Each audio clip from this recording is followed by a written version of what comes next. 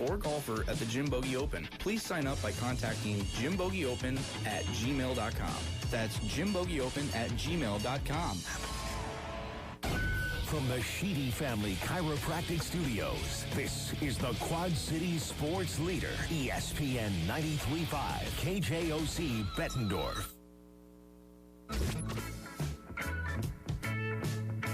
Ladies and gentlemen, boys and girls, Quad City sports fans of all ages, ESPN 93.5 and Town Square Media is proud to present to you the best Quad City sports talk radio show in the world. With the face who runs the place, T-Roy, the OG on the marquee, Jaybird, and the cat who runs the chat with the stats, Statman Surge. We are Don't Hassle Us, We're Local. We're not a Quad City Sports Talk radio show.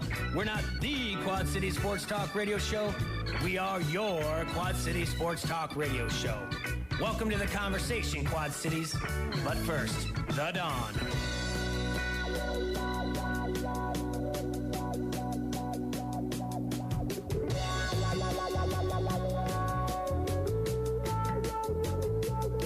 Good afternoon, Quad Cities. You're listening to Don't Hassle Us, We're Local here on ESPN 93.5, live here in the Hassle Palace, brought to you by Dunright TV Security Solutions. It's Jaybird here, flying solo again. That's all right, never fear. I've got a call-in coming in from the Disney Duels. If you're familiar with the show, and you listened back in January when the Iowa Wrestling Coaches and Officials Association decided to have a girls' state high school wrestling tournament, we had Sydney and Tatum Park on from Davenport, and they're actually down in an all-star team right now in Disney Duels. There are 12 girls teams down there, and they've got a pretty stacked team. They're going to call in. They've already competed today, but I haven't had any results. So they're going to call in probably in about 20 minutes.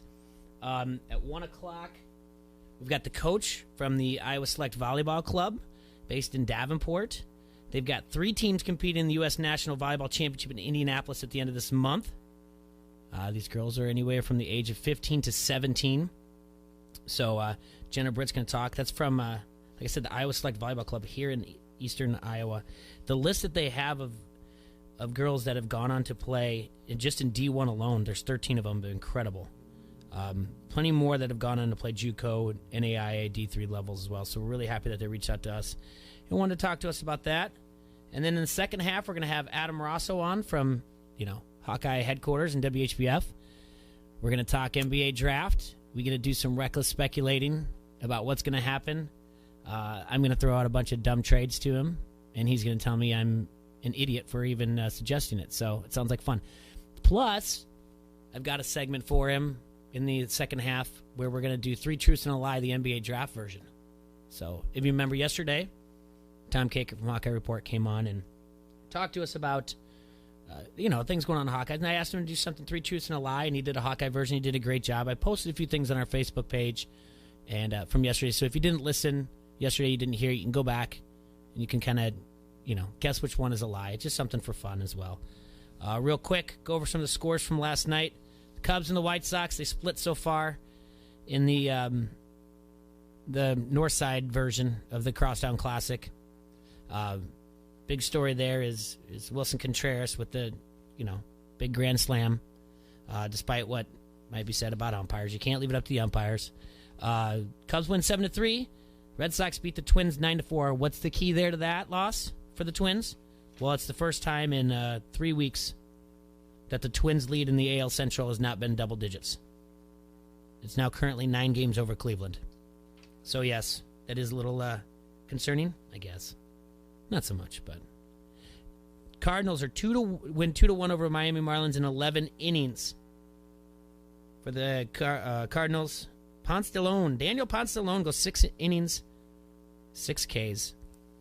Kansas City Royals lose 8-2 to Seattle Mariners. Padres beat the Brewers 8-7. With that loss of the Brewers and the wins by the Cubs take over the lead by a half game over the Brewers in the NL Central as well. Today's games. There's one game going to be played at 1 o'clock this afternoon. Cleveland's at Texas. I'm sorry, in the second game, 2:40. Another one at 2:40, Colorado at Arizona, and then the rest are all night games. Marlins come to the Cardinals at 6:15. Mets at the Cubs at 7. Reds at Milwaukee, 7:10. Minnesota and the Royals tonight at 8:15. Most importantly, though, is it will be the NBA draft tonight. I guess if you're talking to everybody, it's a drop-off after 3, right? We know that Zion Williams is going to go number 1 at the Pelicans, and that supposedly Ja Morant's going at the Grizzlies, and R.J. Barrett is locked in at the Knicks. Now it all comes down to who are the Lakers picking at 4, and or basically who are the Pelicans picking at 4, who the Cavs pick at 5, and the Suns pick at 6. It's all important for Chicago Bulls fans because they pick at 7. Now, can the Bulls move up if they want to get somebody? It's very possible. And there's a lot of teams that can trade in as well. Atlanta Hawks are the ones that control this trade. They've got 2 picks in the first round. So pay attention to what the Atlanta Hawks can do there. Another thing, I already mentioned R.J. Barrett, and we mentioned Zion. Cam Reddish, he's a potential top 5. I don't know, but if that happens, it'll be the first time since 2002 that Duke produced multiple top 5 picks in a single draft. So, since 2002. That's pretty impressive. Also in NBA news, the Milwaukee Bucks have agreed to trade Tony Snell to the Detroit Pistons for John Lure and a 30th pick in the 2019 draft. So, I don't know. I guess starts getting into the show is when I finally started paying attention more and more to things like the draft and salary caps and who's going to trade for what. The Ja Morant thing is interesting. He'll be the highest player taken out of Murray State since Cameron Payne was drafted 14th overall in 2015. So that's a great one for that. The highest player drafted, other ones to look at, it's like in Virginia Tech is Del Curry. He's taken with the 15th overall pick in the A6 draft, but Nickeil Alexander-Walker is projected as a mid-first round pick as he appeared in mock drafts. Local news, in case you didn't see this in the Times, or the Times.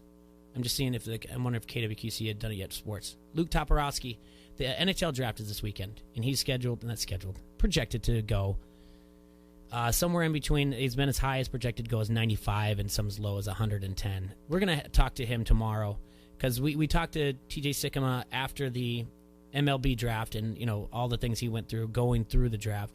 Now I think it's fun to talk before the draft.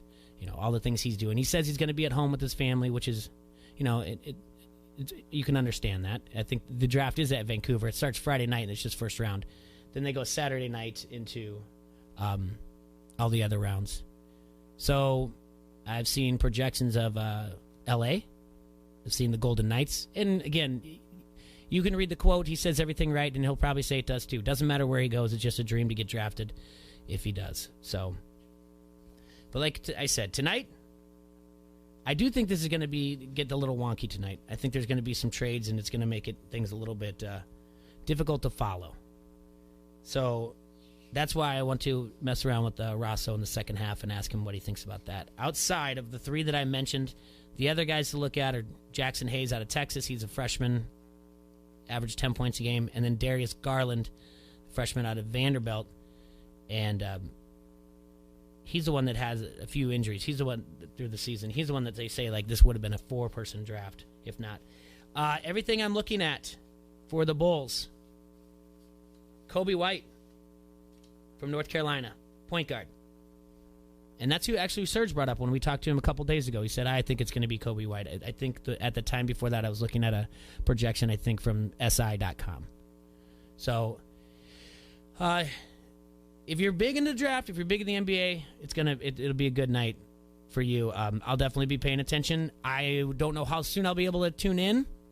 I'm going to be here outside the Rock and Roll Mansion here at 1229 Brady Street. We have the Bix at 6. It's not canceled. It's going to start at a different spot, Pershing and 5th. So we're going to be handing out some giveaways to the people running by.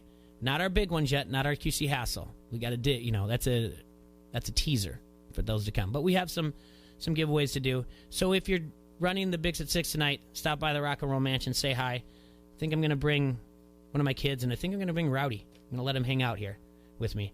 So I'm not going to run the Bix at 6. I'm just going to wave and say hello, Quad Cities. I hope that's not trademarked. To everybody out there running by. We're going to take our first break. When we come back, we'll talk a little bit more, and we're going to talk to some of the wrestlers from the Disney Duels. This is Merrick Brave from SCW Pro, and you are listening to Don't Hassle Us, We're Local on ESPN 93.5.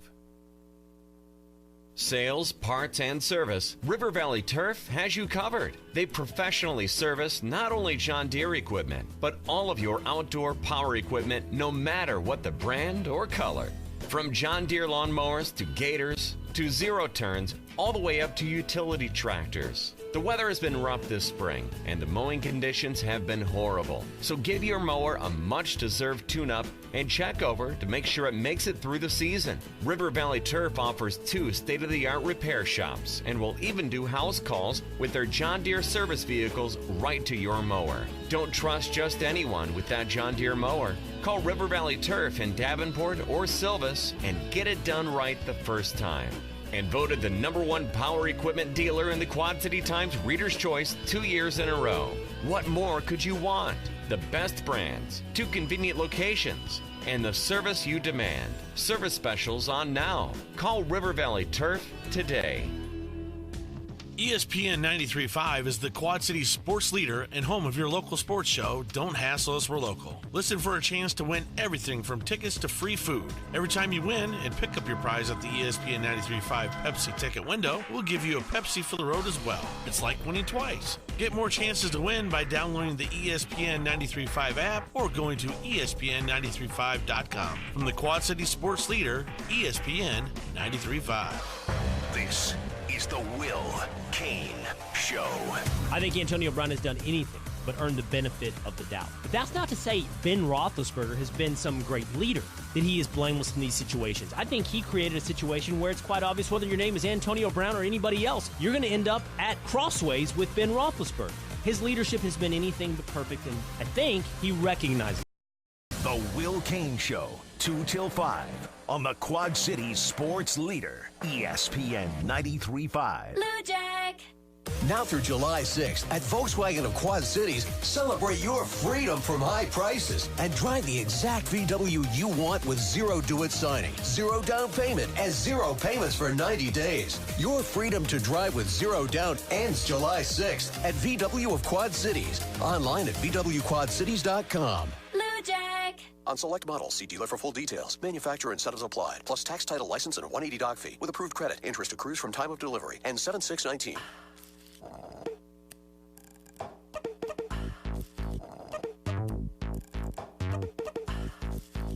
Hear that?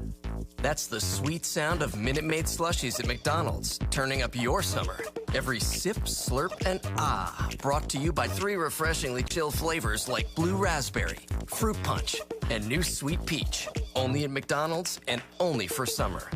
At participating McDonald's for a limited time. Minute Maid is a trademark of the Coca-Cola Company. It doesn't matter what side of the river you're on. Your local Quad Cities sports show is right here. Don't hassle us, we're local. 12 to 2 on the Quad Cities sports leader, ESPN 93.5.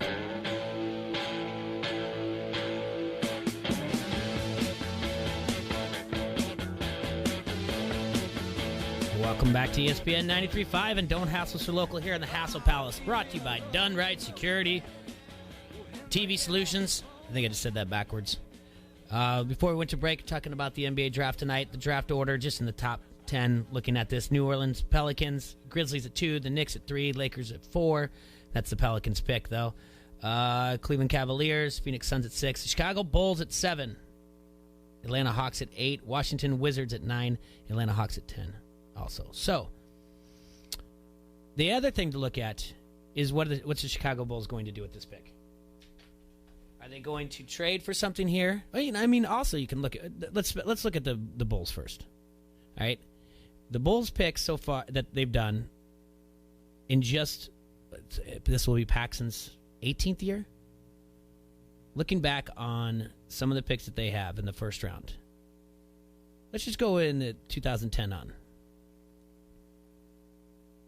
Kevin Seraphin, that's in 2010. Norris Cole with the 28th pick in 2011. Jimmy Butler with the 30th pick. Marquise Teague the 29th pick in 2012. Tony Snell, who was in the trade that was just mentioned. He was the 20th pick overall in 2013. 2014, Yusuf Nurkic to 16th overall, and then with the 19th overall, Gary Harris. Bobby Portis. That's the one we talked about yesterday. He's got 2 days ago when we were talking about highest, top Forbes top 100. 2017, Justin Patton. He has total 4 games played, 25 minutes played. He scored 7 points. The 16th overall pick in the 2017 draft by John Paxson, the Chicago Bulls. Played 4 games in the NBA, 25 minutes. And then Wendell Carter. I think we were all happy about that. So, not all of these work out, the draft picks, but I do question how Paxson still is the GM of the Chicago Bulls. That's all. What pitchers he has, front office people outside of himself to keep the job, I have no clue. The Atlanta Hawks, like I said, the 2 picks there, 8 and 10, and then they have 2 early in the second round, so they can make some moves here. Will the Pelicans use their trade assets to bring in someone right away for Zion Williams? That's another interesting thing that could happen tonight. And again, like I said, in the second half, we'll talk about that too with Adam Rosso from Hawkeye Headquarters WHBF. And we'll talk about his T-Wolves as well. The West, now they say the West is wide open. Golden State's kind of not a rebuilding. They're gonna have to find a way to reload their dynasty. Now, the LA, they got 2 of the best players. They got 2 of the top 7 players in the league after the Anthony Davis trade. Utah just made a trade. So, who the favorite is in the West? I mean, right now it's got to be the Lakers. Las Vegas says it is, so that's who I've got to follow as well. I mean, not often though does the number 1 overall pick come in and make that big of an impact. I think LeBron was 32 and 50 when he came in with the number 1 overall pick with Cleveland, and this is the first number 1 overall that's got this much hype since LeBron. And I think going into the year, R.J. Barrett was the consensus number 1 overall pick, and now he's 3rd by most mock drafts. I don't know. You can go ahead and call in. Tell me what you think about the draft. 391-3776. Some of you don't even care about the NBA at all. I just think this stuff is interesting. And I think the NBA, much like the NFL, has made themselves year-round relevant by doing the things that they do.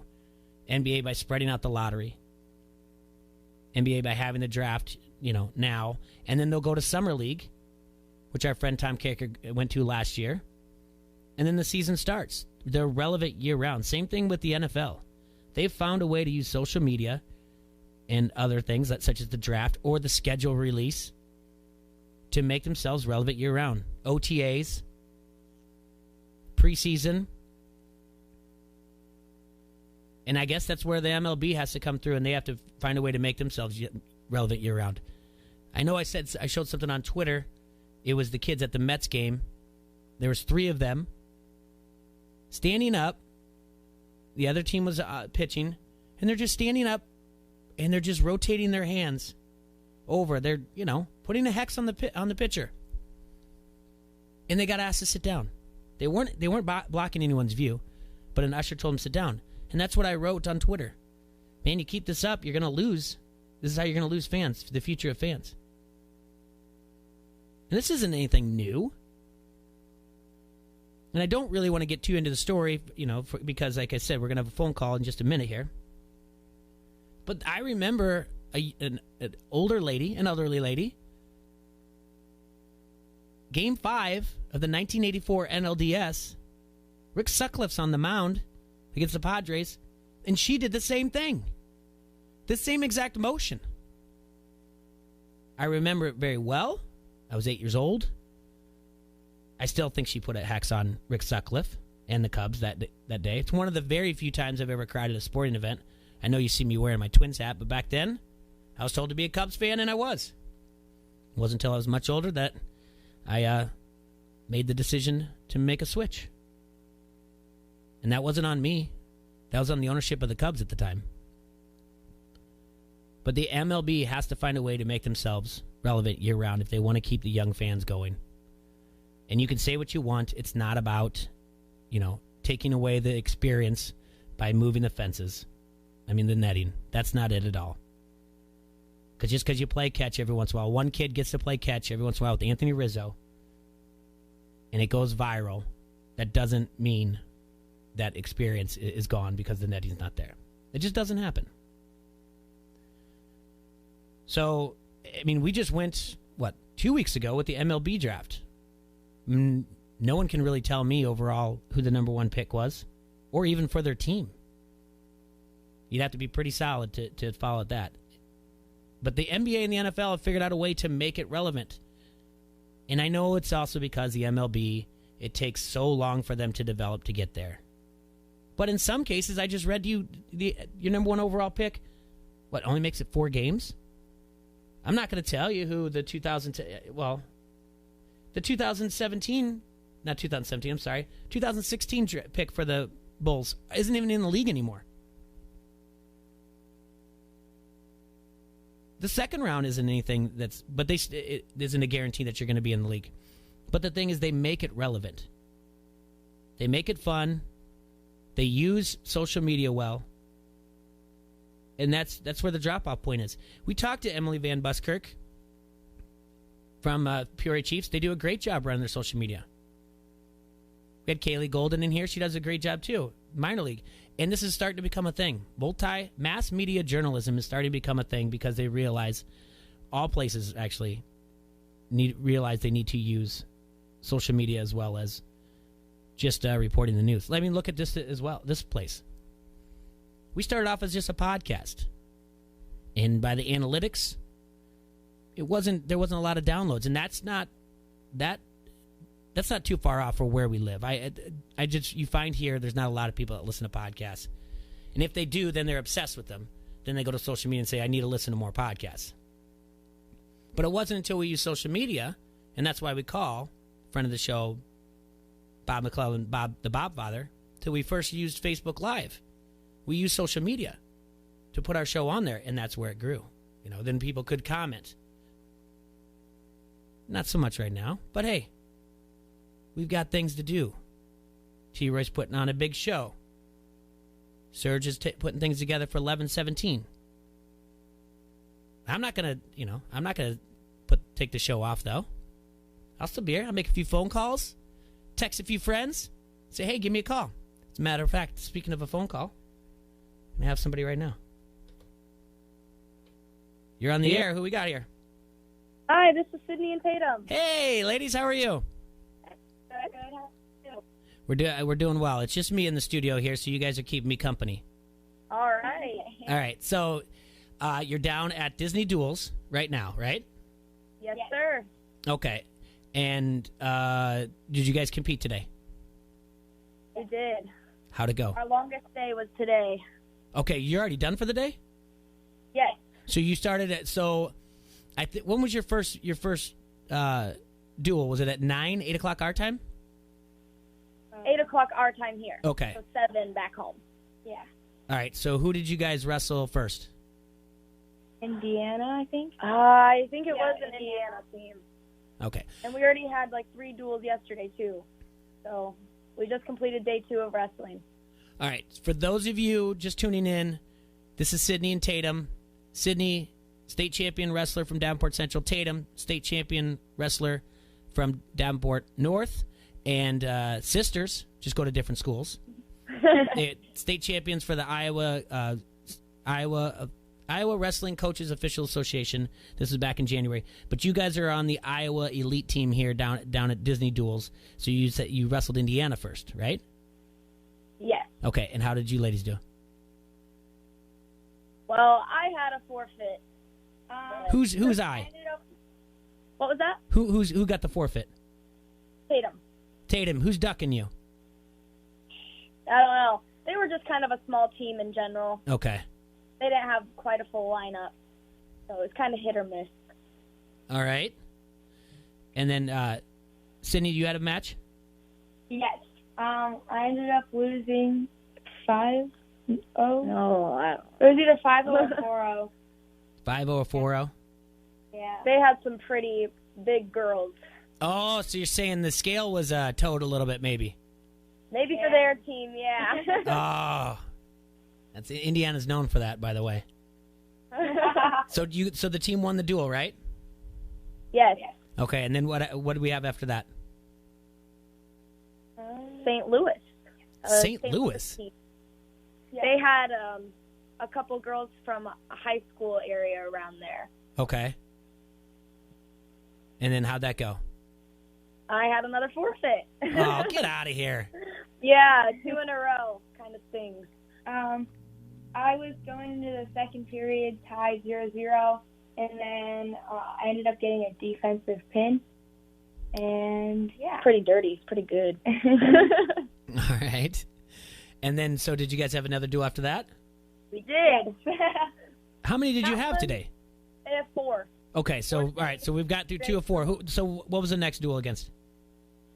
Lady Pitbulls from Michigan. Yeah. All right. How did that go? They were a little bit tougher. That was our hardest duel yet. The team overall, we just needed a pin to win and didn't quite get it.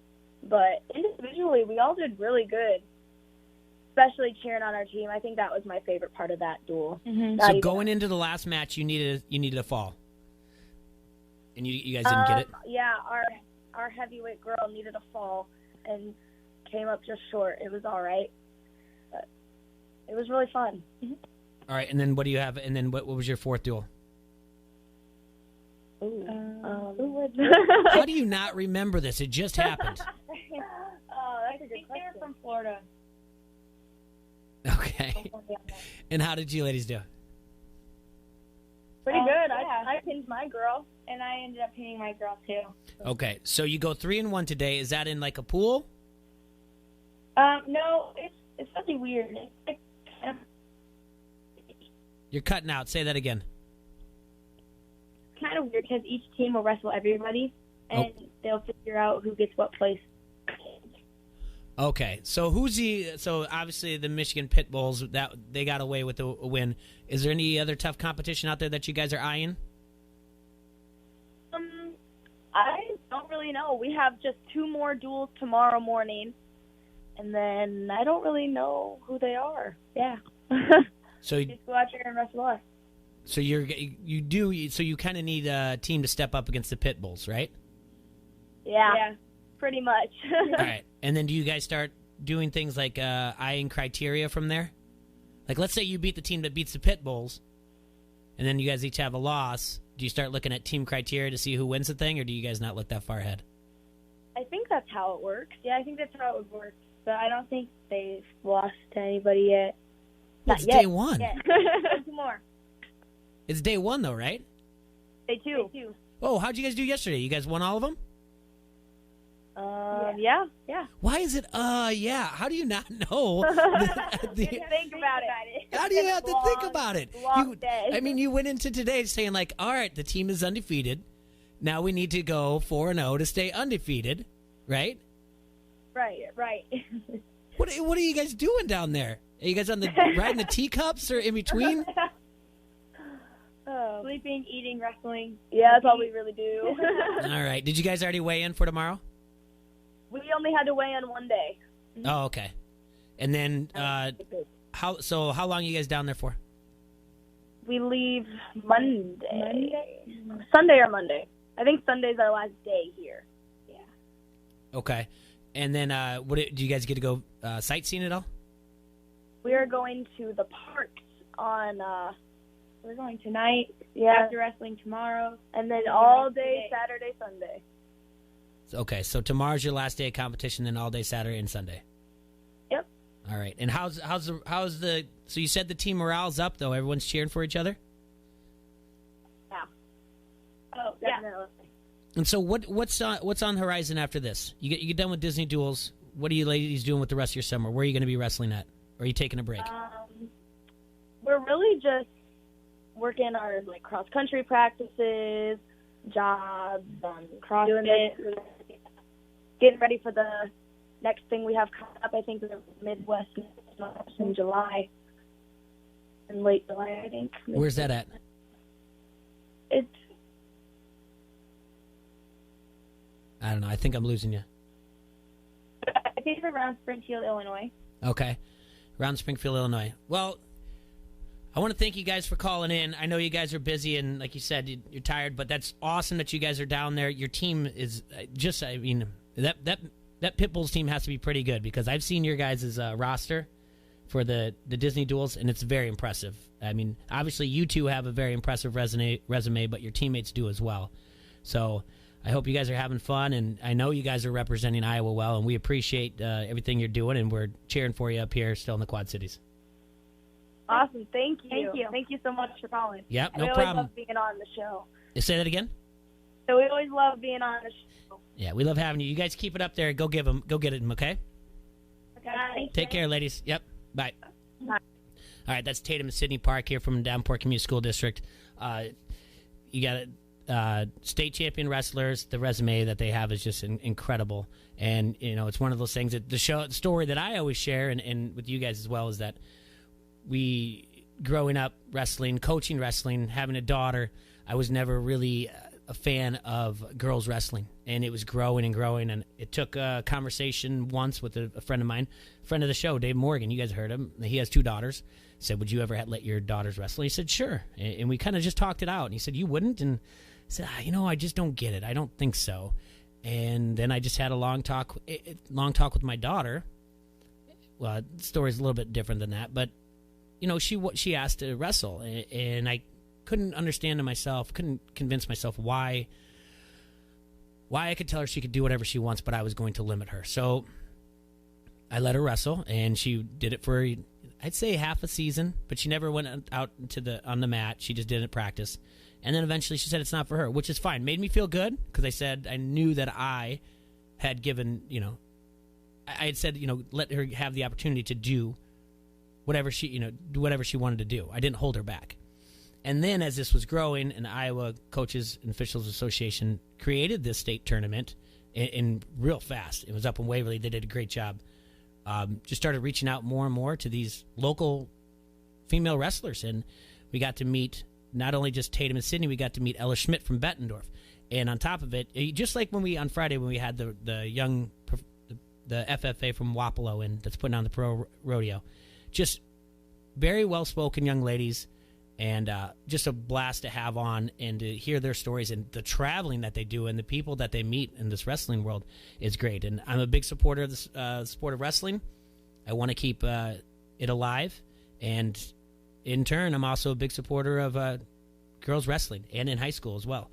So I'm not someone that's going to beat the drum of, Iowa High School Athletic Association, or girls, you have to do this. You're so far behind.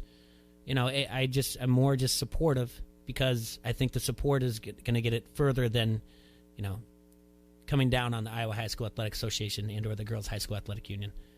So, that being said, I want to remind you guys to go to localsloveus.com instead of going to, your social media sites and saying, hey, guys, where should we go for lunch? Who has the best tattoo parlor? I've got to do lawn work, but I would rather hire someone. What should I do? Well, go to localsloveus.com or pick up their guide.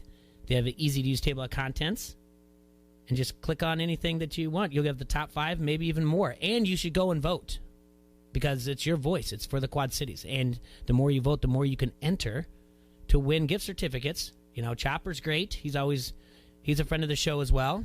And he's always out there working hard to find new gift certificates for giveaways. So you should go to localsloveus.com and do that. While you're there, go ahead and vote for us. You can find us under the DJ section. I don't know why it's DJs, but there's no sports talk radio, because we're the only sports talk radio here that's not syndicated. So I want to remind you to go to localsloveus.com, your guide to the best. This is Julian Vandervelde, and you are listening to Don't Hassle Us, We're Local on ESPN 93.5. You have plans for your business. First Midwest Bank has ideas. Ideas for larger commercial operations like manufacturing, navigating the complex commercial real estate market, or equipment financing. Ideas for small businesses like keeping cash flow predictable, lines of credit, building benefits packages, and more. With over 75 years of local knowledge and expertise, First Midwest Bank has ideas for building momentum for your business in the Quad Cities. Learn more at firstmidwest.com/ideas. First Midwest, your local Quad Cities bank. You can always tell a great deal when it's held over. Here's Gavin McGrath from the McGrath Used Car Superstore of Davenport with great news. Our trade for anything offer is held over. The response was tremendous. There's still time to trade up. Doesn't matter how old. We'll take it, no matter the miles, the condition.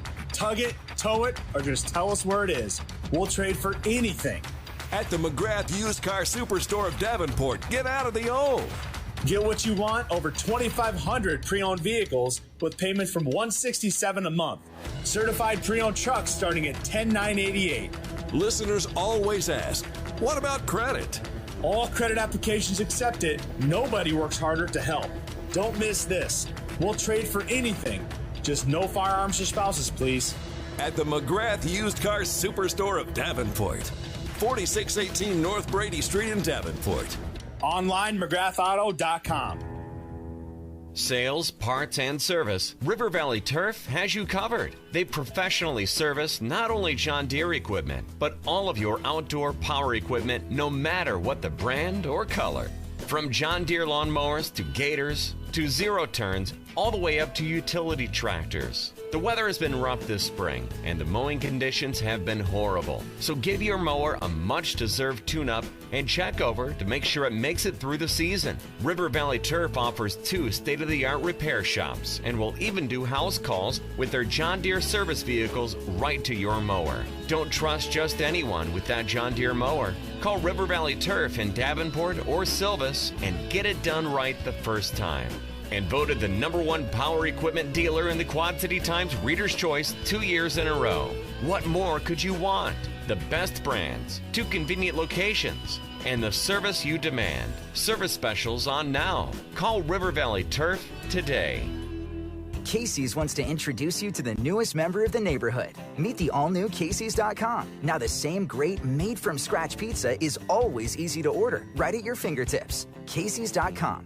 Whether you're at home or on the go, you're always one fast click away from your favorite Casey's pizza. Try the new Casey's.com today. The easier, faster, friendlier way to order pizza. This month's special, order 2 large, delicious Casey's single-topping pizzas for only $9.99 each. Not valid with any other offer. Whatever bridge you get stuck on, stick with us. The Quad City sports leader is ESPN 93.5.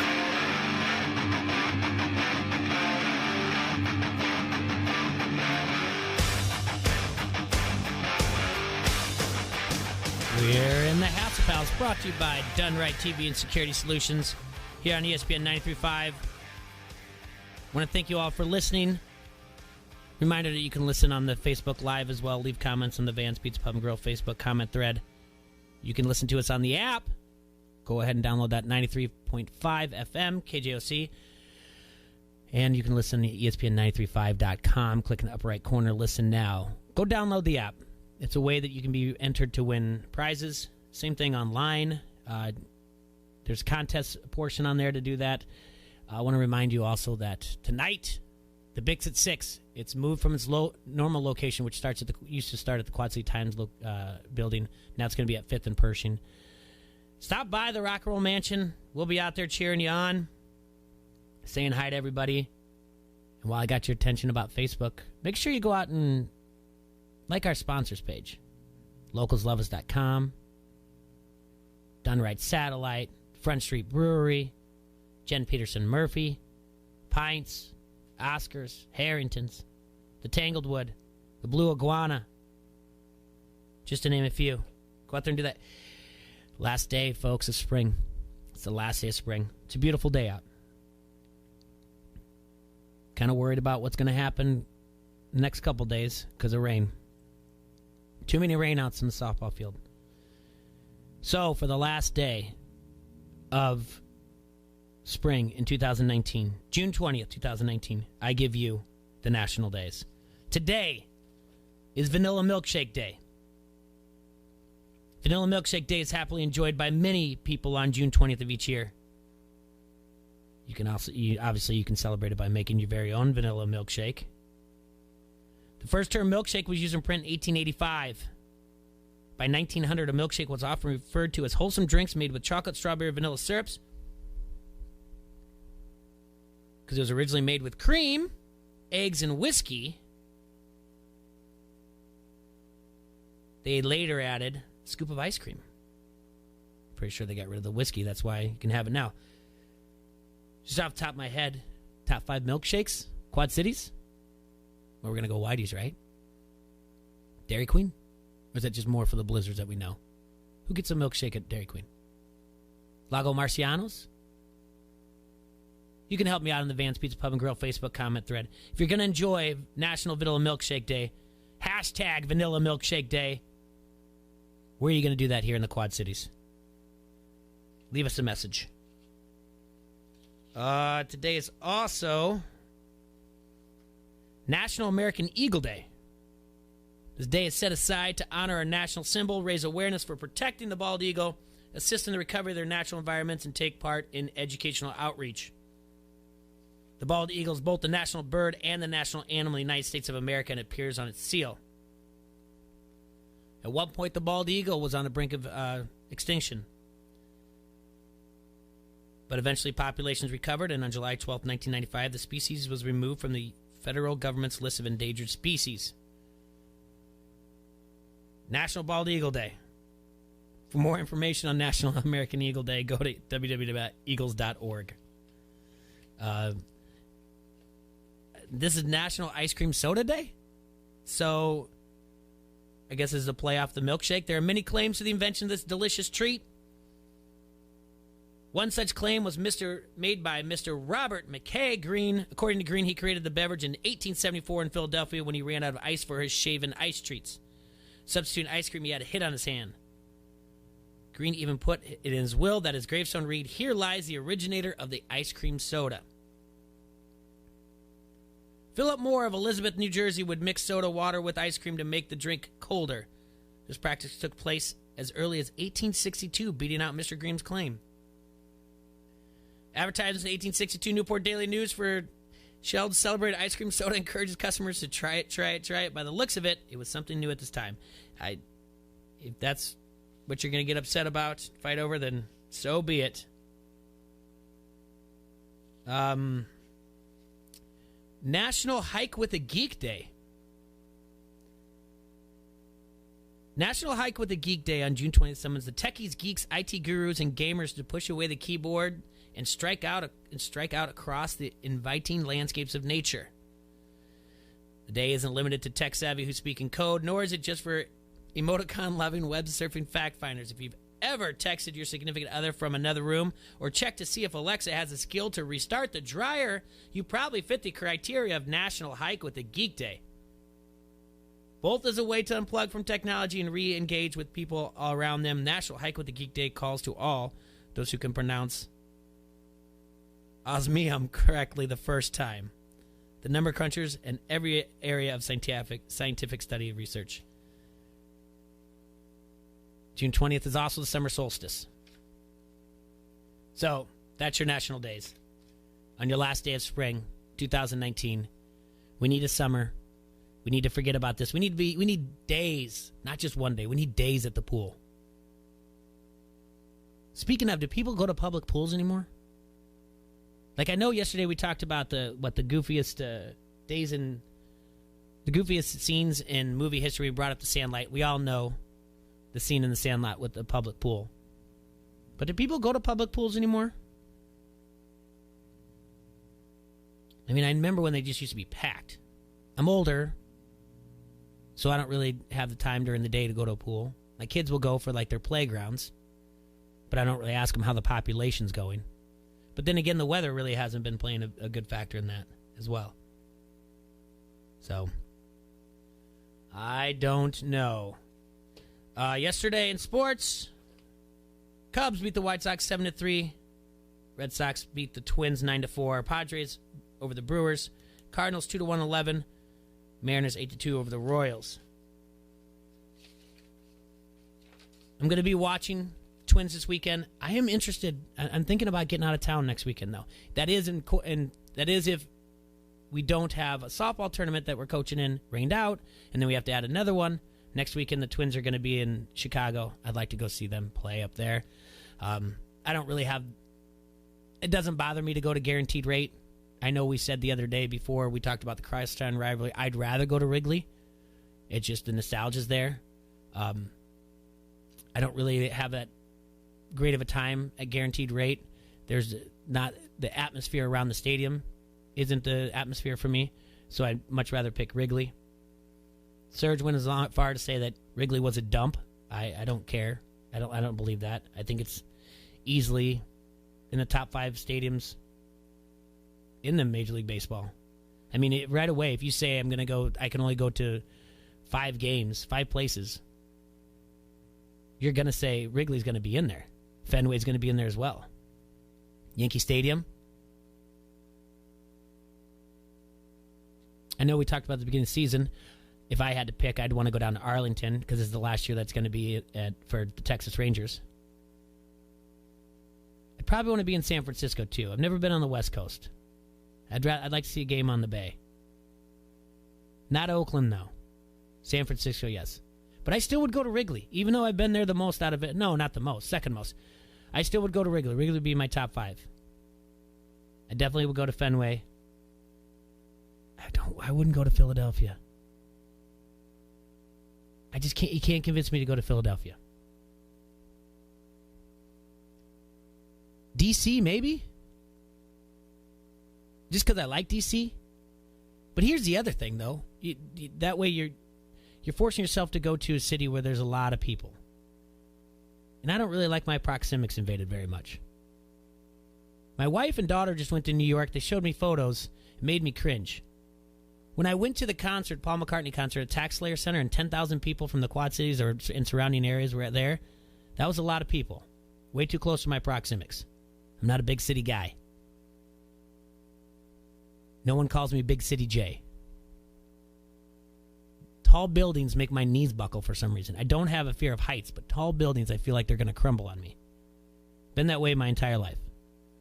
So no Big City J. So if I had to choose where to go, Wrigley Field, Arlington, Fenway, God, it just pains me to say Yankee Stadium, and then probably San Francisco. DC's up there too, though. A lot of people in DC too. Not Philadelphia. I don't know what it is with Philadelphia. It's hard because it kind of soured my my crush on Bryce Harper. I don't know. We're going to take a quick break. We'll be right back. We have another phone call right at the top of the hour. So when I come back, we'll talk a little bit more about the NBA draft and get ready for Rosso. And try to think of it. And I'm going to ask you guys if there's any trades out there that you see that should happen tonight in the NBA draft. So when we come back, let's start talking about some drafts, some trade scenarios. Let's kick some tires. That's what we like to do. Kick the tires. 2 till 5 on the Quad Cities sports leader, ESPN 93.5.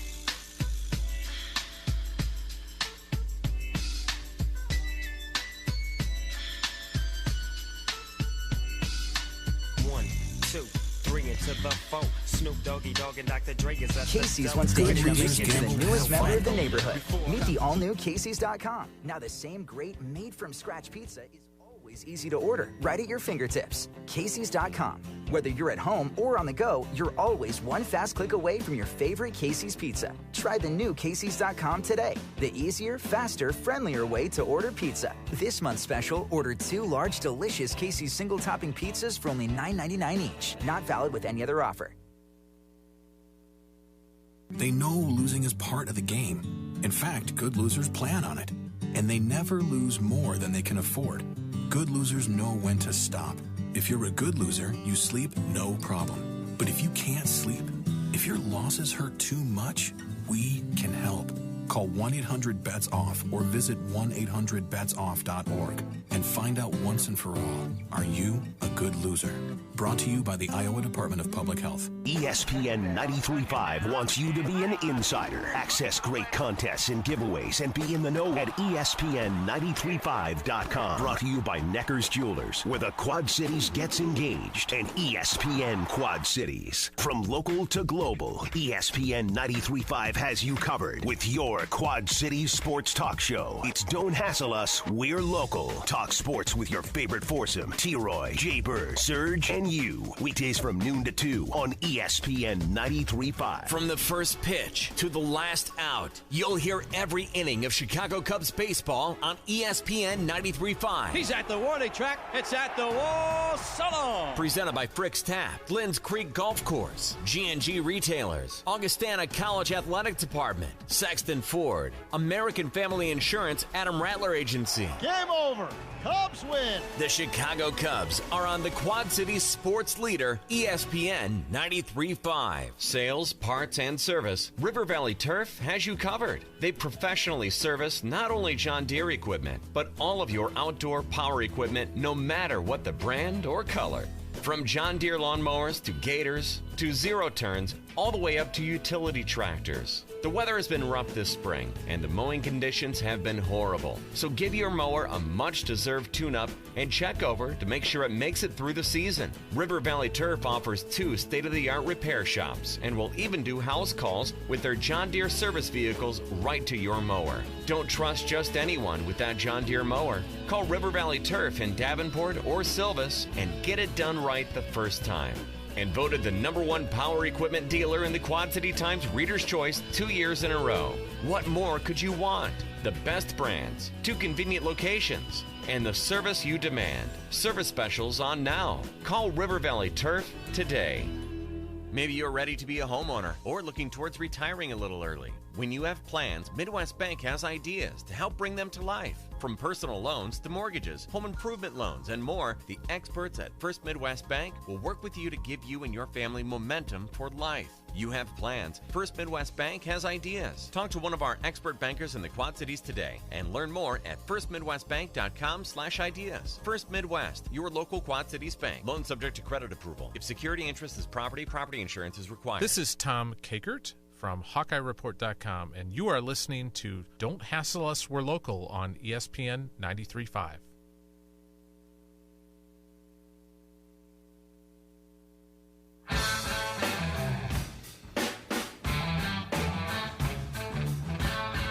Welcome back to Don't Hassle Us, We're Local.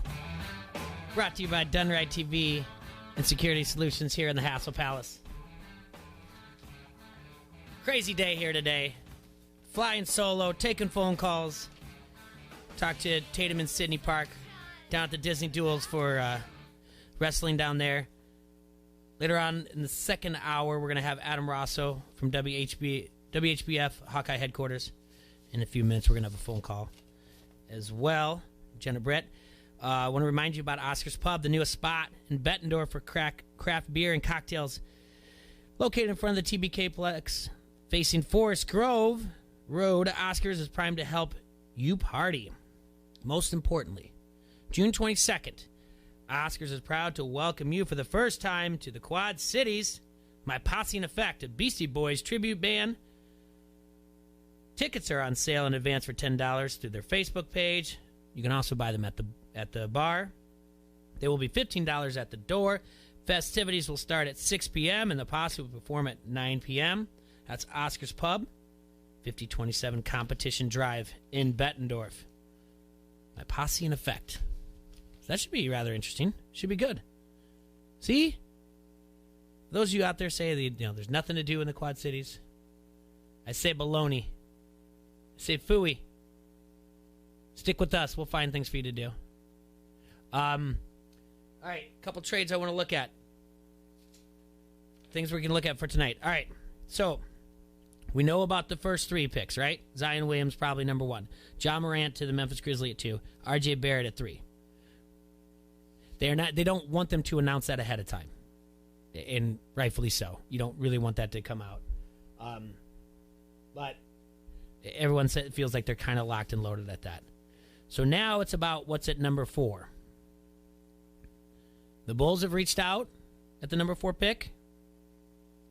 The Atlanta Hawks have the assets in this trade right here to do something at the 8 and 10, and they have a couple also early in the second round.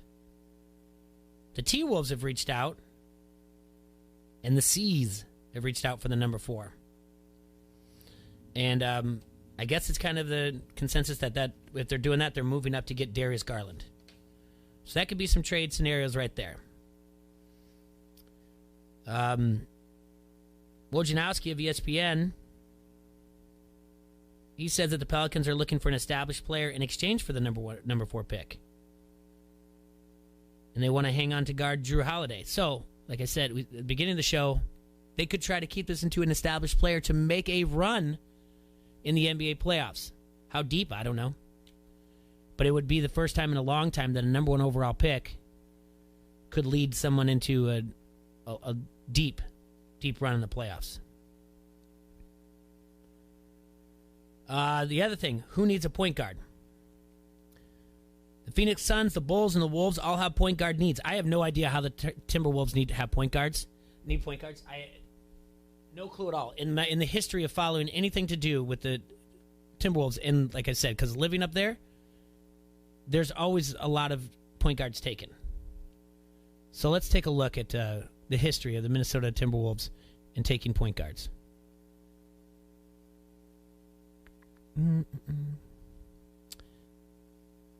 Zach LaVine, he's been traded. Ricky Rubio, Johnny Flynn, both in the first round, both guards. That was in 2009. O.J. Mayo, guard, 2008. Brandon Roy, 2006. I guess I'm dating myself there.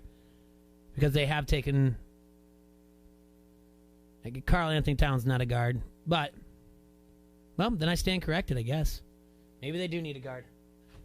And that's why I need Adam Rosso in here to tell me about it. So, this is it with Phoenix. Kobe White is the one that we talked about for the Bulls. Again, the ones that control this draft are the Atlanta Hawks. They can trade some assets around and do that. And the Celtics, they have picks as well. But they need to... They're in a weird mess. They went from something where, as Kyrie Irving's going to get out of there, Horford just opted out. Celtics need to do something with all those picks that they make. So I do think, at the beginning of the show when I said I think tonight's going to get wonky, but the weird thing is I said the same thing about the NFL draft. I said, I see this happening, I see that happening. And that's what happens when you have all these people out there on Twitter and Facebook, and then you have publications all over from, SI to ESPN, Yahoo Sports. You have all kinds of things to read about. We have a phone call. Hold on. You're on the air, ESPN 93.5. Who do I have? This is Jenna Britt. Hi, Jenna. How are you doing? I'm doing good. Jenna, I'm glad you called. We reached out. We through a mutual acquaintance. But you are, just tell me again, you are the director of the Iowa Select Volleyball Club? No, I am one of the coaches. Okay, so all our right. directors are Frank and Kyle, but they are coaching camps out of town today. Okay, they're coaching camps out of town. So this is the Iowa Select Volleyball Club is based in Davenport, right? Yes, it is. And you have 3 teams competing in the U.S. National Volleyball Championship in Indianapolis at the end of this month. And their age group is 15, 16, 17? Yep, you're correct. Okay, so how did you get an invite to compete in the U.S. National Volleyball Championships? Yeah, so it's a pretty, you got a full club season, January through April, May-ish about, and there's a couple ways you can go about it. We have the national qualifying tournaments. Mm-hmm. Those are big 3-day tournaments. You usually got about 100 teams per division, and you can qualify by winning that usually. Or our Iowa region holds a tournament just for the Iowa clubs, and you can qualify through getting top 5 or whatever as well there. And then nationals, there's a lot of trickle downs too, because if a team that earned a bid at our regionals goes to a qualifier, wins it, those trickle down. So it's a process. How did you get involved with this program? So I've been coaching club now about 7 years in the Quad Cities, and I used to coach over at Alleman as well. I met Frank because he took on the Alleman program, and I was his assistant, got to know him and his vision and his passion for volleyball in the Quad Cities and helping these kids grow. And it kind of aligned with my passions as well. So I popped over to his club with him, and so far it's my second year there. It's been a great 2 years. This sounds like a year-round gig. For him, it is. For the directors, that's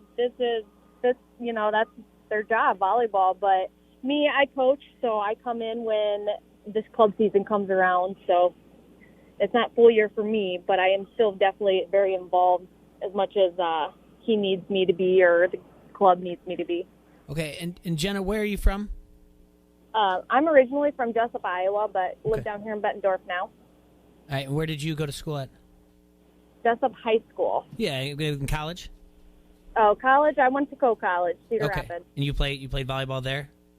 So I'm a little different. I didn't play the volleyball in college. I golfed for a few years, but then I was an athletic training major, so I had to focus on taking care of the athletes, not being an athlete. Okay. And then you came down here. Are you an athletic trainer down here in the Quad Cities? I was, yes. Not anymore. I've kind of changed my career path a little bit. Hey, we all do that. No, that's fine. So what team are you coaching? I am coaching the 15s team. Okay. And then how does this work? Do they try out for you guys, or do you guys go to other tournament to make the Iowa Select Volleyball Club? Do they try out for you, or do you go around to tournaments, you see some talent, and you're like, hey, we want to send you an invitation? We hold tryouts in November. They start usually once they're done with their high school seasons. They hold tryouts, and then we kind of offer to the kids, and they accept, deny, that kind of thing. I'm looking at your guys' About Us, your bio, and the fact that you have 13 players that have gone on to play D1 is incredible. I mean, that's a great thing that you guys are doing in the Quad Cities to get these kids to go on. I mean, obviously you have many more that have played at the JUCO, NAIA, and the D3 levels as well. But you guys are a machine pumping out college athletes. Yeah, there's a lot of very passionate coaches in the club and really want to help these kids just accomplish their dreams, really. And how does your team, the 15s, how do they look against the competition that you're stacking up? I feel very confident going in. I think it'll be a lot of fun. They've been practicing really hard. I mean, they're 15-year-olds, so we can always grow. But my favorite part about this team has been the fact that they just gel so well. From day one, they've come together and they've gotten along, and they just pull out incredible moments that you just wouldn't expect, just because of how well they gel together. So, we know going into nationals it's going to be tough, so we've been working very hard in practices, but I can tell that their passion for it right now and how motivated they are, I think we're going to do all right. Do you already know like what pool you're in to start off with, or does that come out maybe the week of? I'm hoping it's going to come out here soon. I haven't seen anything yet, so we haven't got our rankings or anything like that, but keeping our eye out for it. And how much as a coach do you look at that and try to kind of see where you stack up in before you even play your first game? I look at it quite a bit. I really kind of want to know what we're looking at going into. It's nice to have a little bit of an idea, and then sometimes we can try to talk to some of our girls about how can we adjust to those teams if we can try to see something ahead of time. But a lot of times that first game you go into, if you're that first game, you don't get to see much before you, so it's learn on the go. But I do try to look at it as much as I can. Now, the Iowa Select, is there at all a boys team? They do. They have boys teams, yeah. And what age groups does that go? I'm going to be honest with you. I'm not really sure which age group they did, but I think we had 2 teams maybe this year or 1. Mm-hmm. I could be telling you wrong right now. No, that's fine. I think it's great that you're doing it. Before you were on, we had Tatum and Sydney Park from the Davenport Community School District, but they're down in the Disney Duels. They're wrestling right now, and it's something that's growing in Iowa to get it sanctioned with the Iowa Girls High School Athletic Union, and at the same time you're going to have some people on their side say like, well, boys can't play volleyball, but you guys have that opportunity with the Iowa Select Volleyball Club. Oh yeah. Obviously our directors are guys, and they both play collegiately, so they're really working to grow the boys side of the game as well in Iowa. And just in the last 3 years, it's grown so much. Now, it's pretty cool to see. Yeah, and now you said you went the route of golf and everything. Do you play in rec leagues volleyball? Yeah, I did. Not right now. Okay. I've taken some time off. I had my first child here last fall, but before we decided to start my family, we were playing in sand leagues, rec leagues at, Bettendorf Parks, Hawkeye Tap, that kind of stuff. Yeah. Trying to, stay active in the community. No, that's fantastic. Yes, I've been around Filling Station, Hawkeye Tap. Yep. And not so much me. I'm not big enough and tall enough to play volleyball, but they let me at the Filling Station. They let me babysit the kids, which is always nice. But then we've since the TBK Plex was opened, we've gone on to the side where the sand volleyball is, and I've seen some 2-on-2 matches that are the most incredible things I've seen. Oh yeah, I haven't had a chance to go in there and check that out yet, but I hear it's pretty neat. So Indiana is where this is at the end of June. Is this the furthest you guys travel, or do you guys really get out there? For my team, this is going to be our furthest. Our 17th team actually competed in Indiana for a qualifier earlier this year. But I think Indiana's about as far as our teams went this year. Okay. So when do you guys take off for this? We check in on the 27th, and we start play on the 28th. So we're a week away now. That is for 15s. Our 16s and 17s are a week later. Okay. And you guys have a Facebook page. I know that. Yep. That people can follow you guys on that as well. And you guys have your website. Do you guys have any more fundraisers scheduled at all? Do you know of? So our 15s are running their fundraiser this weekend. They decided that they wanted to throw a trivia night. So Saturday night, 6 to 9 p.m., they are doing a trivia night over at the QC Volleyball Factory. Where's the QC Volleyball Factory? That's on 2070 West River Drive. Okay. And right down there by Purina. Okay. And I'd have to, forgive me if I'm wrong, is River Drive open now to get to there, or is there alternate routes to get there? Just fine. No. Yeah, no, we're open back up. You can get down River Drive and go right through the front. All right. So Saturday night, 6 to 9? Yep. Doors will open at 5:30. Doors open at 5:30. It's trivia night. Anything else going on? Is there any raffles or anything? Yeah, so we got the families put together a bunch of really great raffle baskets. We have some car care ones. There's a mini fridge. There's a basket that has some Cubs tickets in it. Oh, wow.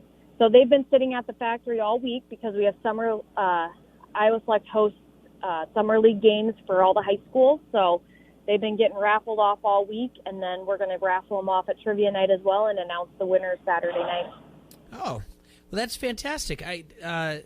So that Saturday night, you guys can go out there and support the Iowa Select Volleyball Club. That's the 15s, and they're going to be playing at the end of June. Jenna, thank you so much for taking the time to call in and talk to us about this. Yeah, you're welcome. Thank you. Yeah, we'll talk to you soon. Good luck out there.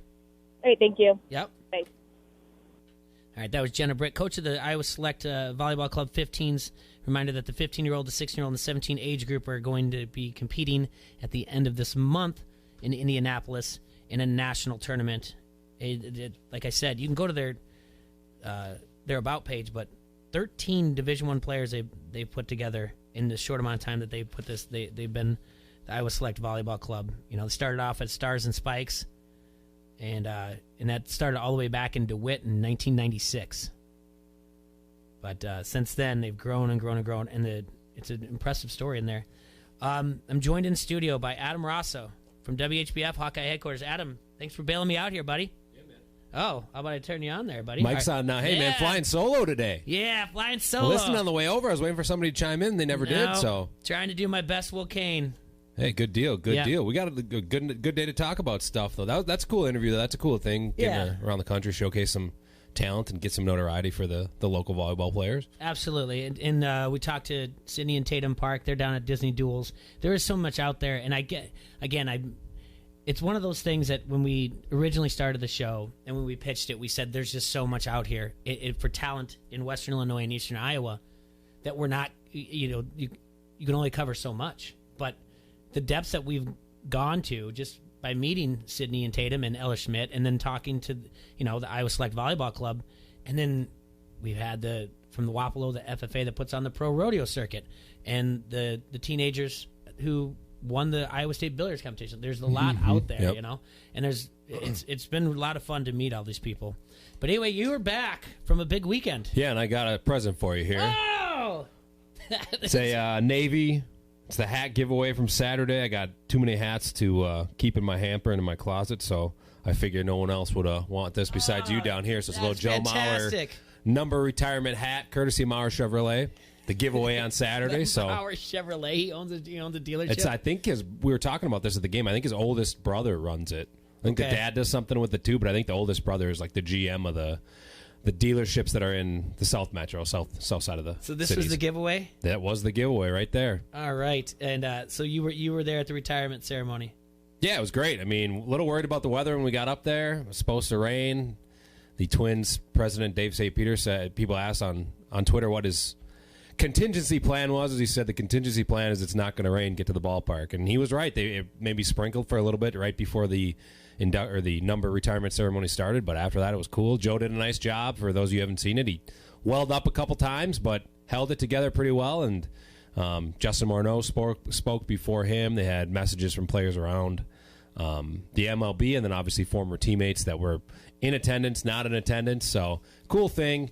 And I think we've talked a little bit, but it was one of those things where Joe always got the criticism, right? Like, because of the contract, because everything else. But I think Saturday night was a lot of diehards, a lot of longtime Twins fans that were there realizing, and voicing their appreciation for his career and the way he went about himself and how he performed in the spotlight, basically from the time he was drafted by the hometown team all the way through the end of last year with the final game where he got to catch. That's about the only time you text me about how I was holding it together. About the only time I really got super emotional was that when they showed the montage of him going out there to catch, putting on the shin guards, putting on the chest protector, man. I mean, just because I think you could tell, and he's talked about it since, how much he loved to catch, how much he loved to be a part of that aspect of baseball, thinking, what pitching, regurgitating the scouting report, kind of the chess match that happens between every batter and pitcher that come up to the plate. So that was cool. His girls, the twin girls, are hilarious. They're super cute. And then obviously his boy Chip that they just had a few months back. So cool thing. And the Twins got the win, which was nice. Not a crisp weekend of baseball up there, but they obviously took 2 or 3 from KC before they lost 2 or 3 to the Red Sox. I'm going to take a quick break. But when we come back, let's talk about Joe Mauer, and let's discuss if he's a Hall of Famer or not. Okay. And we got Ray's Montreal partnership. You probably haven't even seen this yet. Just breaking news. We'll explore that. You're going to be confused about it too. I can put 2 and 2 together. I'm quick enough to put 2. Yeah. Well, I can't wait to talk about this. I can't wait. All right. I want to talk to you about Blue Iguana and LeClaire it's got a great view down in Mississippi River. Authentic Mexican cuisine. Outstanding margaritas, but most importantly, the Wana Iguana Challenge. Think you could take down a 6-pound steak burrito, rice, beans, and a 24-ounce draft beer in less than 30 minutes? I do not think I can do that. But if you do, the Wana Iguana Challenge is for you. Head on to the Blue Iguana in LeClaire for our authentic Mexican cuisine and some of the finest margaritas in Midwest. That's on 201 North Cody Road, LeClaire, Iowa. Go ahead and check their website out at www.the-blueiguana.com. This is Josh Sides, head coach, St. Ambrose University Esports. You're listening to Don't Hassle Us, We're Local on ESPN 93.5. Maybe you're ready to be a homeowner or looking towards retiring a little early. When you have plans, Midwest Bank has ideas to help bring them to life. From personal loans to mortgages, home improvement loans, and more, the experts at First Midwest Bank will work with you to give you and your family momentum toward life. You have plans. First Midwest Bank has ideas. Talk to one of our expert bankers in the Quad Cities today and learn more at firstmidwestbank.com/ideas. First Midwest, your local Quad Cities bank. Loan subject to credit approval. If security interest is property insurance is required. ESPN 93.5 is the Quad Cities sports leader and home of your local sports show, Don't Hassle Us, We're Local. Listen for a chance to win everything from tickets to free food. Every time you win and pick up your prize at the ESPN 93.5 Pepsi ticket window, we'll give you a Pepsi for the road as well. It's like winning twice. Get more chances to win by downloading the ESPN 93.5 app or going to ESPN935.com. From the Quad Cities sports leader, ESPN 93.5. ESPN 93.5 wants you to be an insider. Access great contests and giveaways and be in the know at ESPN935.com. Brought to you by Necker's Jewelers, where the Quad Cities gets engaged, and ESPN Quad Cities. From local to global, ESPN 93.5 has you covered with your Quad Cities sports talk show. It's Don't Hassle Us, We're Local. Talk sports with your favorite foursome, T-Roy, Jay-Bird, Surge, and you. Weekdays from noon to 2 on ESPN 93.5. From the first pitch to the last out, you'll hear every inning of Chicago Cubs baseball on ESPN 93.5. He's at the warning track. It's at the wall. Solo. Presented by Frick's Tap, Glens Creek Golf Course, G&G Retailers, Augustana College Athletic Department, Sexton Ford, American Family Insurance, Adam Rattler Agency. Game over. Cubs win. The Chicago Cubs are on the Quad Cities sports leader, ESPN 93.5.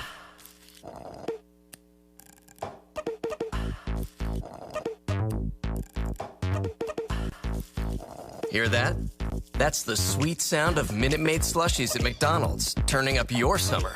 Every sip, slurp, and brought to you by 3 refreshingly chill flavors like blue raspberry, fruit punch, and new sweet peach. Only at McDonald's and only for summer.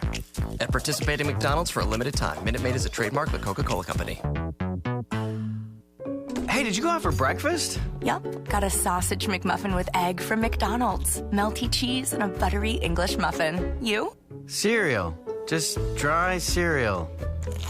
You know, that kind of looks like what we feed the parakeet. Yeah, that's probably why he's giving me the stink eye. Good thing I got a McMuffin for you, too. There's a better way to breakfast. Come to McDonald's and try a bacon, egg, and cheese bagel, a sausage, egg, and cheese bagel, or a steak, egg, and cheese bagel. Price of participation may vary. From the Sheedy Family Chiropractic Studios, this is the Quad Cities sports leader, ESPN 93.5, KJOC Bettendorf.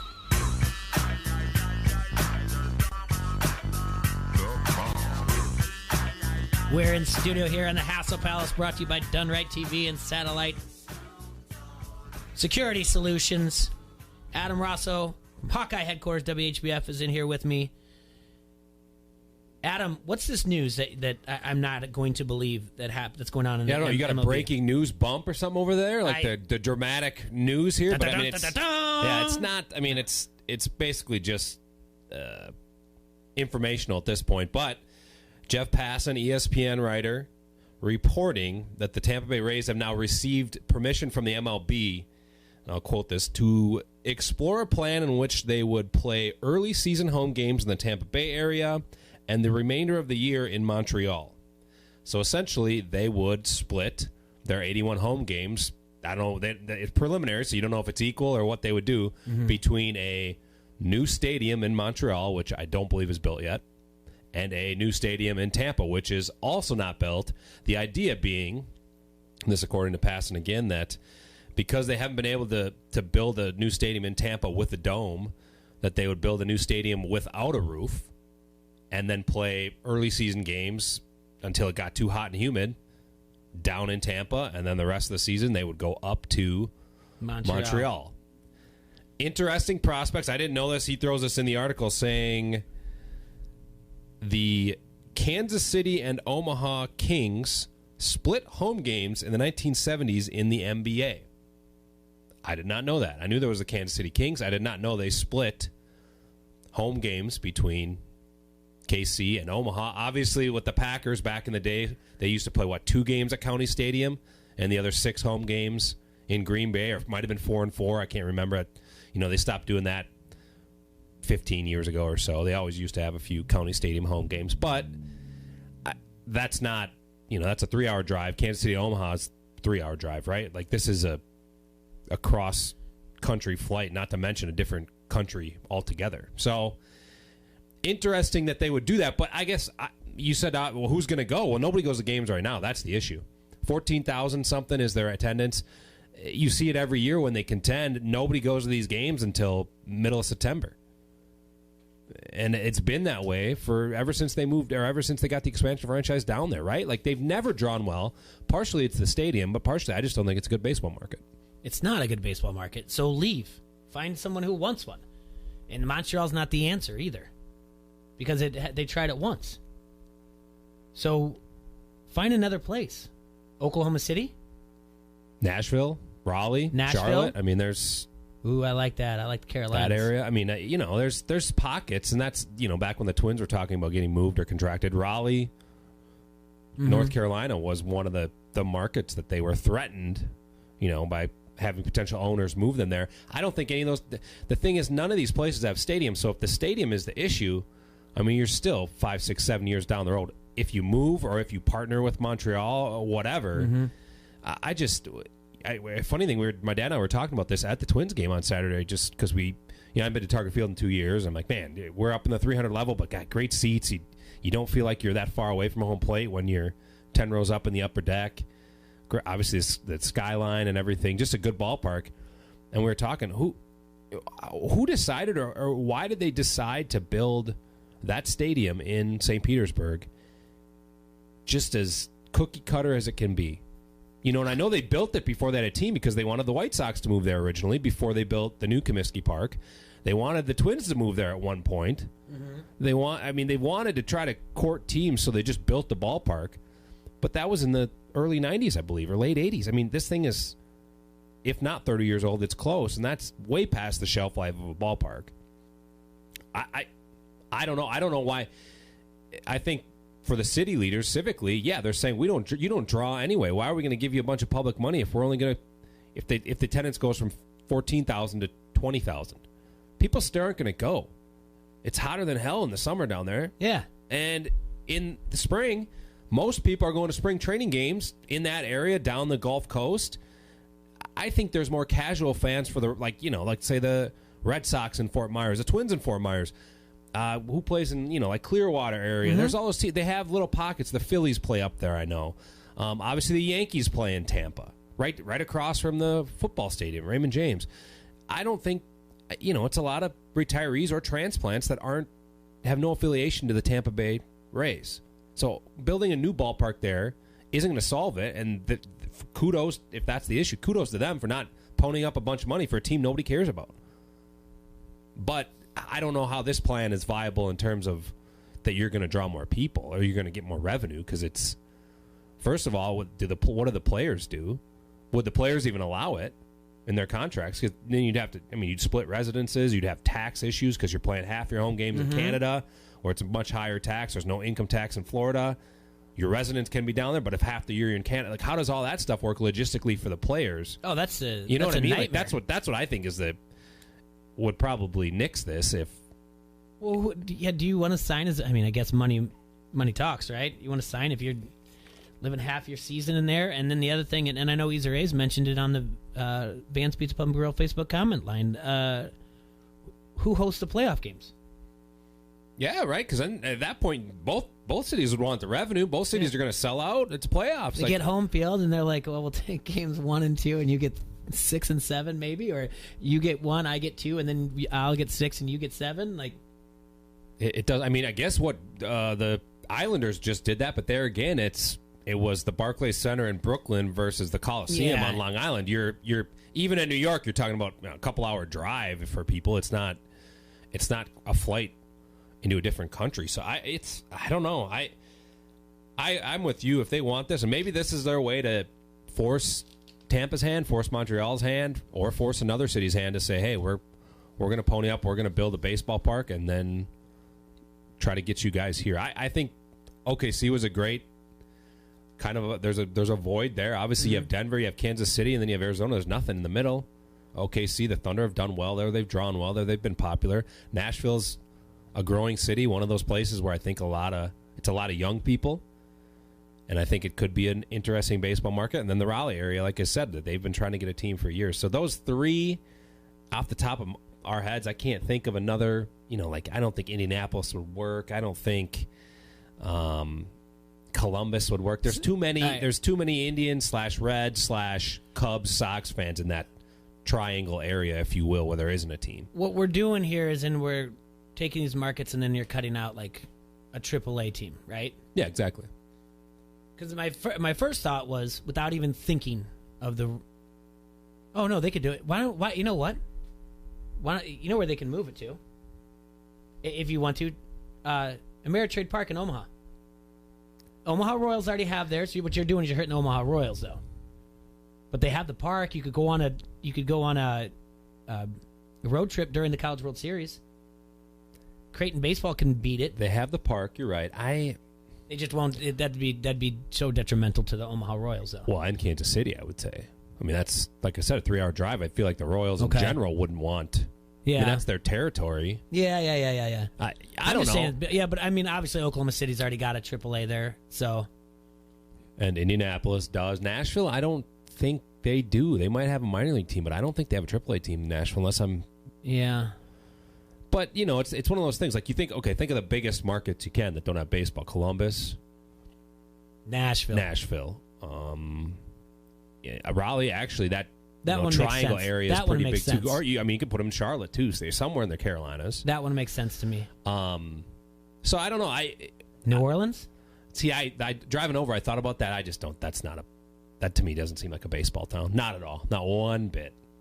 I don't know why. I don't even know what type of town New Orleans is. I've said that before. I'd say it's football, but I don't really find it as a basketball town. No, it's definitely a Saints town, and Yeah. I think the LSU and Baton Rouge is close enough where I think that's a college. I think that's a purely college town. You could say Raleigh is too, with Duke, North Carolina, NC State, and even Wake Forest not very far away. There it is. Josh Miller just nailed it. Las Vegas. Yeah, that's a great one too. There That's you go. the one. You got it. Yeah. You got that, but I will say you got to put a dome in Vegas. So, like, it's going to be $1 billion stadium there, too. And I don't know, with $1 billion football stadium coming, and they, obviously there's money hand over fist in Vegas if you have the right people. I don't know publicly of what they're funding with the Raiders Stadium or what they funded with T-Mobile for the Golden Knights.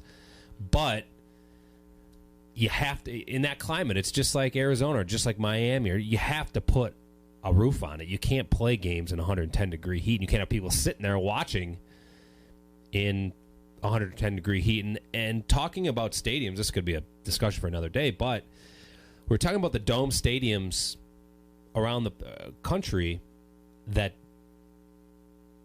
still feel like you're indoors. They're not very authentic. Like, I haven't been to Minute Maid. I've heard that one is decent. Texas is building a retractable roof stadium.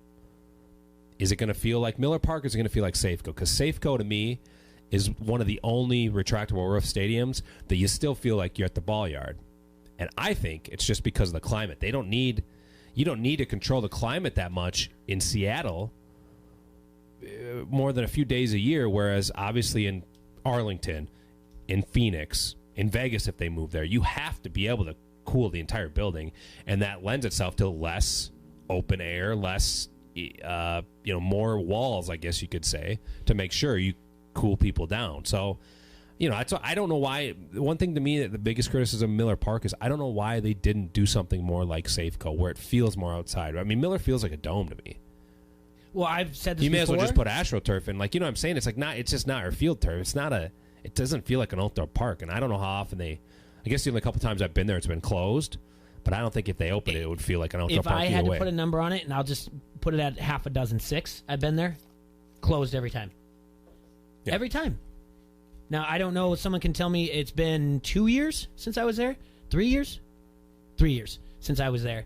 And they may have changed some things, but it's pretty much like if there's an overcast, we're gonna close it. Yeah, and I don't know why when they're climbing. That was a weird, and Safeco and Miller were probably built within a year or two of each other. And I heard Coomer talking on the Cubs broadcast about how Safeco, you get that feel. It just basically like they put a canopy over it and just retracts. And then if they don't need it, it's an outdoor park with like a canopy that's, starts a couple football fields away and just comes over and then it moves back. Whereas Miller, it's built up so high and it's on top of that stadium. I feel like Miller feels like Sky Dome to me.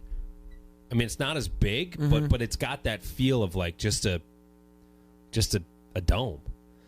And I know it's retractable, but like I said, the 2 times I've been there, it's been closed, and one was a decent day. I thought it was a summer day, and I don't know if there's a chance of storms or something, so they closed it or whatever. You can't convince me that that's a fun park. I'm sorry. I've been there numerous times, all but one against the Twins, and still have not had a decent time there.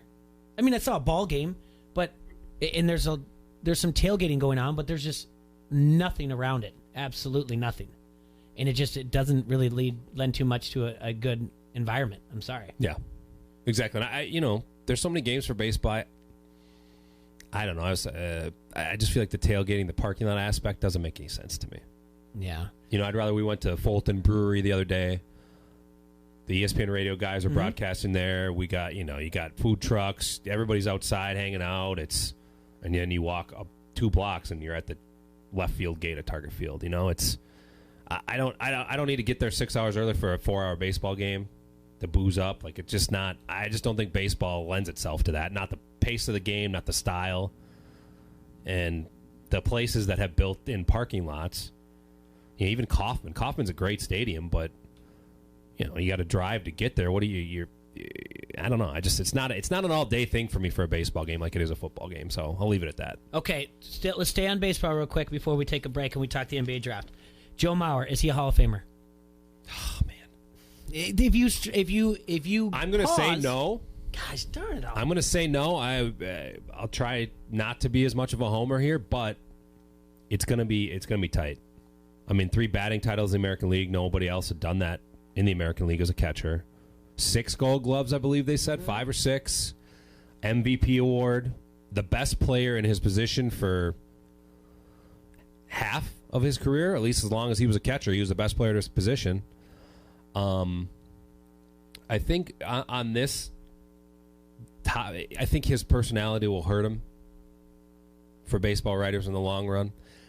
Why would his personality Because I just hurt him? don't think, I don't think you don't, he's not a self-marketing guy. He never was a self-marketing guy.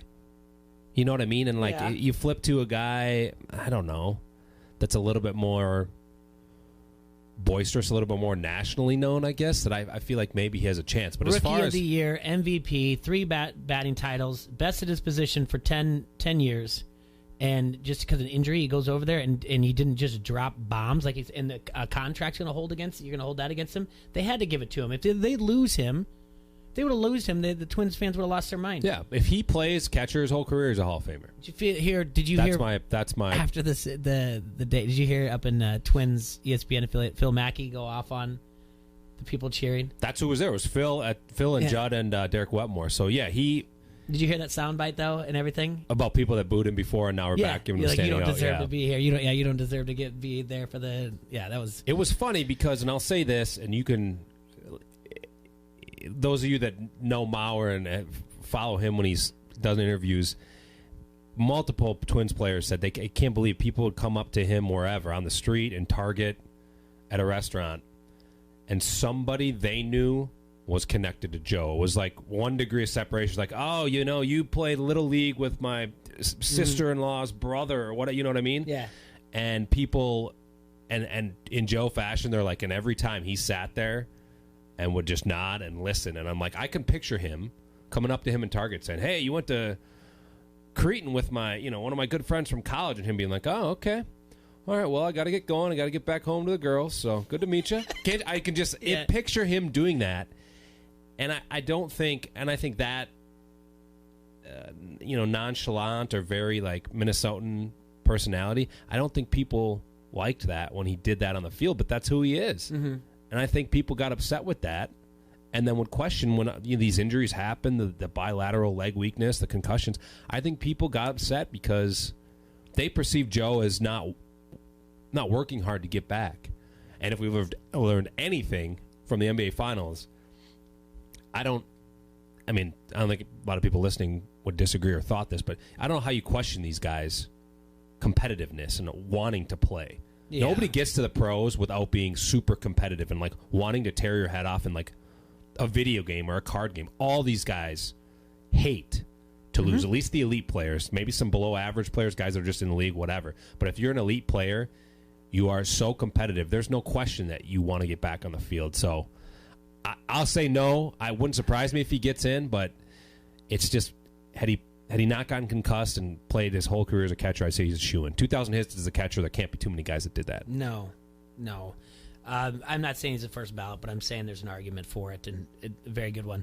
When we come back, we're going to talk NBA draft, and then we're going to do 3 truths and a lie that I got for you, okay? Okay. NBA version. All right. This is Randall, the QC hot dog guy. You're listening to Don't Hassle Us, We're Local on ESPN 93.5. Eat fresh and save money. That's our commitment at Nolly's Kitchen. Our homemade corn tortilla and gorditas are both delicious and gluten-free. Nolly's always uses lean meat, and they offer low-carb and vegetarian options. Taste their one-of-a-kind menu items like empanadas, churros, enchiladas, and tamales. Carry out available or order online for faster service at nollyskitchen.com. Plus, check out their express menu and get your food in 15 minutes or less. Nolly's Kitchen, old-fashioned Mexican cooking. Rockingham and Division, Davenport. Is your kitchen or bathroom in need of a makeover? You need them redone but can't get a contractor to call you back? You need an all-star. You need to call Mike at All-Star Home Services. Mike and his team have been transforming kitchens and bathrooms for over 15 years. Check out their past projects at all-starhomeservices.com. Call All-Star Home Services today and get $500 off your complete kitchen or bath project. Call 563-299-3786 or visit all-starhomeservices.com. Sheedy Family Chiropractic is your choice for chiropractic care in the Quad Cities. Chronic problems, joint pain, or recent injury, don't let pain slow you down. Sheedy Family Chiropractic in Davenport can help decrease your pain and improve range of motion, keeping your busy life moving. Same-day appointments available most days for new patients and $20 sports physicals. Call today or visit SheedyChiro.com. That's SheedyChiro.com. Sheedy Family Chiropractic, getting you back to work, play, and life. Catch every swing, double play, and home run at the Quad Cities Home for Sports. Frick's Tap in Davenport. Don't miss a single inning on their 23 TVs. Enjoy the best daily food and drink specials in town. Throwback $2 domestic tall boys, $3 cooler shots, $4 burger baskets, and raffles during every live Cubs broadcast. Frick's is your place to be for every game. Come for the game and stay for the fun with live music, DJs, and karaoke. Frick's Tap. Good people and good beer. Served properly. West 3rd Street, Davenport. On your way to modern Woodman Park, take us with you. The Quad City sports leader is always available on the ESPN 93.5 app.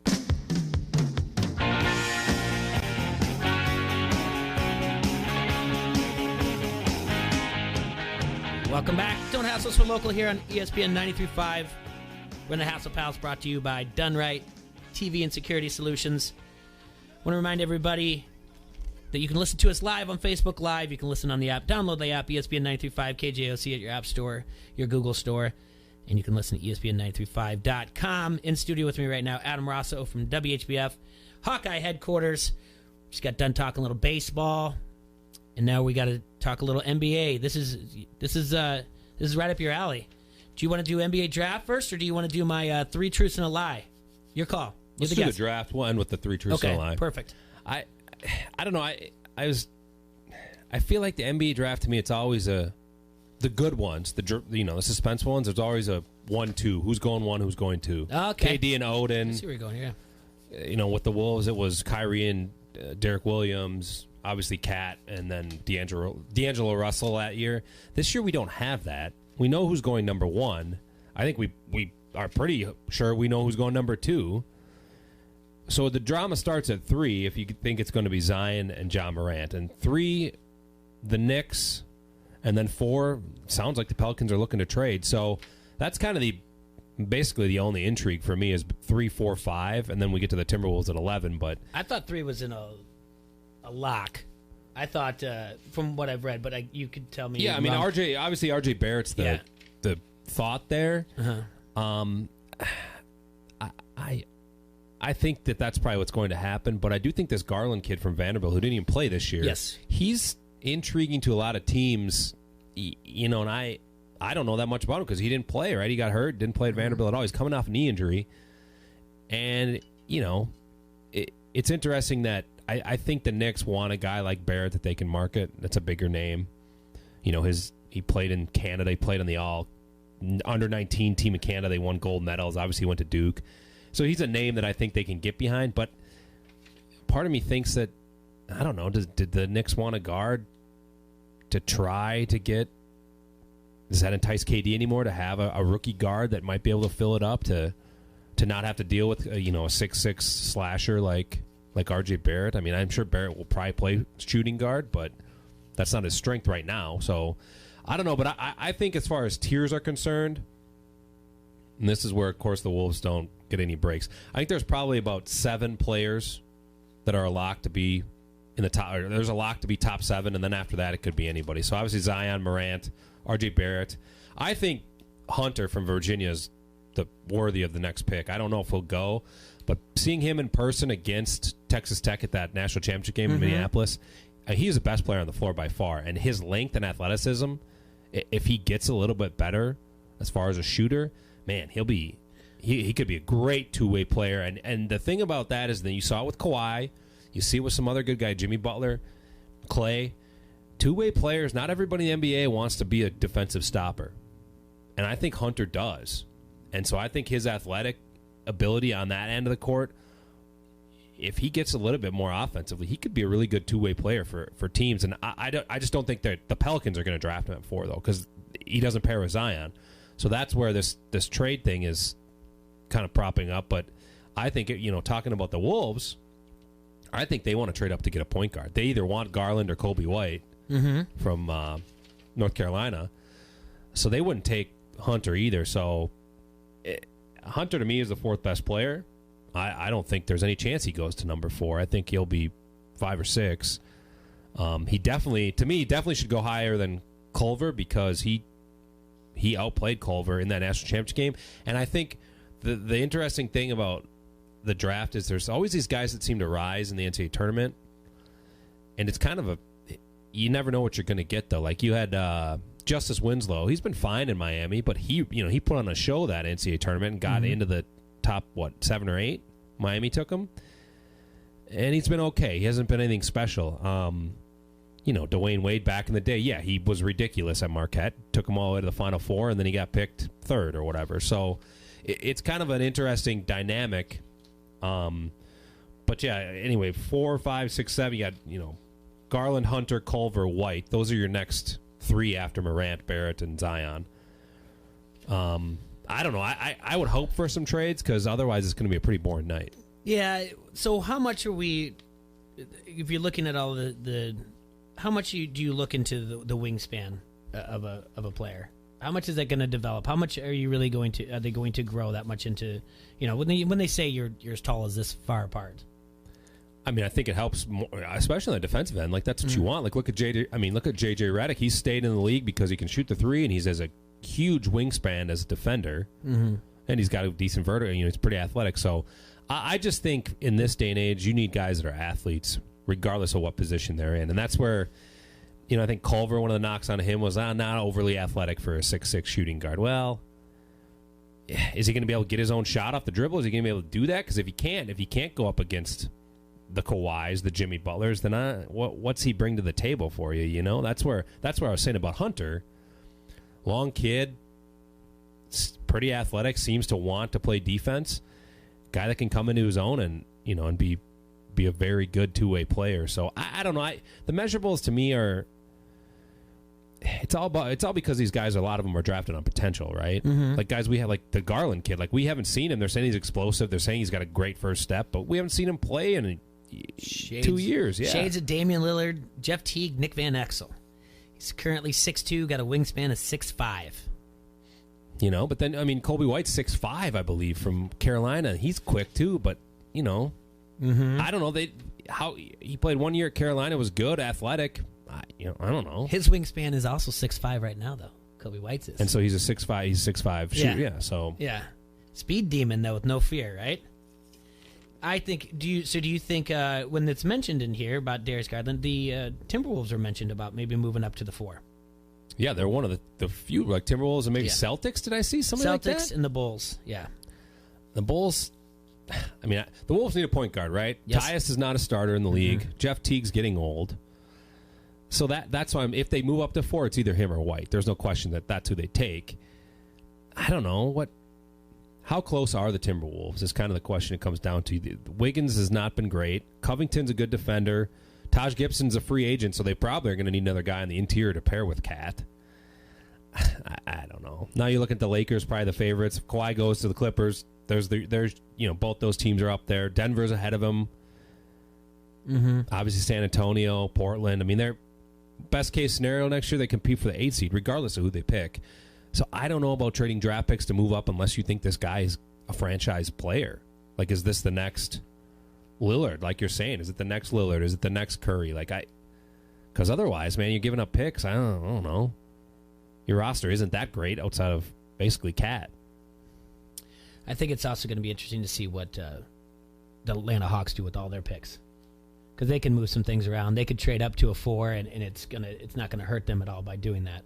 And so that they have 6 picks or 5. something? 5, okay. Yeah, and they've got 2 in the top 10. Well, I think that's a team who could take Hunter. Here we right? go: 8, 10, 17, 35, and then Atlanta's. 4, 8, 10, 17, and 35. They just traded their 44 pick to the Miami Heat on Wednesday. I mean, I think for the Warriors Pelicans, that makes sense. Pelicans aren't winning anything next year, so why not get another draft pick or 2 and build the roster? The thing with the NBA draft is, you saw with the Raptors, you get guys go to the G League, guys that second round picks become not a single starters. lottery pick. You don't on their need you necessarily, other than the superstars are generally top 10 picks probably, or are you superstar players? Which they have. They're banking on Zion, so why not get a couple late first round picks, early second round picks, get some guys you think might have potential, and see how they fit on your roster in 2 years. That's not a bad strategy for them. I would say Atlanta moving up, since they have Trae Young, it'd be Hunter to me. They don't need a point guard if you believe Trae Young's one of your future players. I think that. Well, Hunter's they're big on Hunter. That's the thing I read 2 days ago. That Atlanta was the big player on them. I believe it's the only team that he's worked out for. Okay, well, there you go. Then maybe he knows something that everybody else doesn't. But I think he, demeanor wise, everything that I've read and seen about him, he's got a little bit of the Kawhi demeanor to him. Not a very fiery player. Not he just kind of does his work, and I think helping him is Malcolm Brogdon's rise. Another Tony Bennett player who was more of a guard than Hunter is a forward. But I think that, or even Clay. I mean, Clay was obviously a great shooter for Tony Bennett, but he was a good two-way player, just like Brogdon. All these guys that go to Virginia, you got to play defense, right? So if you got the ability to, and you play defense, you saw how important it was for Toronto. You see how important it is for Golden State to play defense. Like, all these teams play defense in the playoffs. NBA regular season, yeah, you can get by with not going as hard on the defensive end, but you see in the playoffs how hard these guys play on the defensive end and how good they are, how long they are. Player like Hunter seems to, his stock should rise if you have a vision of wanting to try to get to the NBA Finals. So I think actually the Bulls could stand pat, and they could end up with Kobe White, not have to move, if that's who they want. You know what I'm saying? Are they just, would they just pair him with Levine and then say, Chris Dunn, you're not our point guard anymore? Their team, you're talking about how many point guards the Wolves took in that 4 or 5 year period. I feel like the Bulls keep just trying stuff at point guard. That's how dated you get, how out of touch you get when you have kids. You just get stuck in that 4 or 5 year period where you just remember something so specific, and then you have kids and you forget, oh my God, time flies. Yes. I looked that up and I was like, been 10 years. Am I really dropping stuff from 2006? 09 draft was Curry, Yeah, right? like And I'm like Rubio and those guys. This is what I'm hanging my hat on. A run from 2006 to 2009. I'm like, man, I forget everything. So, I think the Bulls could stand pat though. If Barrett goes 3, and then if Atlanta moves up to get Hunter, that would move Garland to the 5, and that belongs to the Cavaliers. And they had Colin Sexton last year. You wouldn't think they would take Garland, but do the Bulls then move up to get Garland or White at 5, knowing they want, if they do want a point guard, because you would think other teams might want if Garland and White are still there at 6. Mm-hmm. I feel like that's where the Timberwolves pounce, right? If they want one of those two guys. That's where the Bulls would. That's where the Bulls would have to be careful. If nobody moves up to 4 with the Pelicans, and the Pelicans take, I guess, either one of the point guards or Culver from Texas Tech. Yeah. And 5, you're sitting with 2 guards, and I'm reading good things about Culver too. Colin Sexton's not. You wouldn't think they take another guard. I guess you can stockpile, but that's the old Timberwolves method. Try to just take as many the good guys as you can. Then you have position imbalance, and it doesn't make any sense. Yeah. Yeah, teams the thing is that those 2 point guards are clear, by far and away, the best 2 guard prospects in the draft. So a team like the Bulls are they 8 or 7? I don't even 7. 7. A team like the Bulls at 7. The Wolves at 11 that want point guards. The Bulls could stand pat and try to get one of them, but they also could get jumped at 5 or 6, and somebody could take one of them, and then they'd be sitting there at 7 with, 7, and they'd maybe be sitting there at, okay, it's Culver. I guess Hunter would fit, but Culver would be. That's a Zach LaVine. I mean, that's Zach LaVine's position. They're not gonna do anything with him. They're gonna let him ride out, especially after the year he had last year. I don't know. Interesting stuff. I just hope it's a little bit more drama than I am anticipating it to be, because if it goes 1, 2, 3 like we expect, and nobody trades the 4, yeah, boring. That's your first 40 minutes of the draft. That's pretty boring. So we'll see. The Wolves 11. I don't know how many Timberwolves fans we got out there. I think if none of the guards, they don't trade up for him. I was just researching a little bit. I think they go for. I really think they might go for that guy from France. I don't pretend to know a lot about him. Sekou Doumbouya is his name. Mm-hmm. He was getting a lot of comparisons to Pascal Siakam when I was reading about him. Rosas, the new GM, came over from Houston, has had some success drafting European guys. Kid's only 18, I think. I think he's one of the youngest players in the draft. He'd be interesting to me if they want somebody to pair with Cat, that, assuming Taj Gibson isn't going to be around, then maybe one of the 2 guys from Gonzaga, Roy Hachimura or Brandon Clark. But I always joke with people, and this is what I felt with Tyler Cook too. They kind of got the 6'8" curse, though. 6'8" in the NBA, and if you're not a 6'8" player like LeBron that can put the ball on the floor and play guard, what do you get out of a guy that's 6'8"? Because he's not going to take on 7-footers. He can't, he's not going to guard a guy like Durant or Giannis.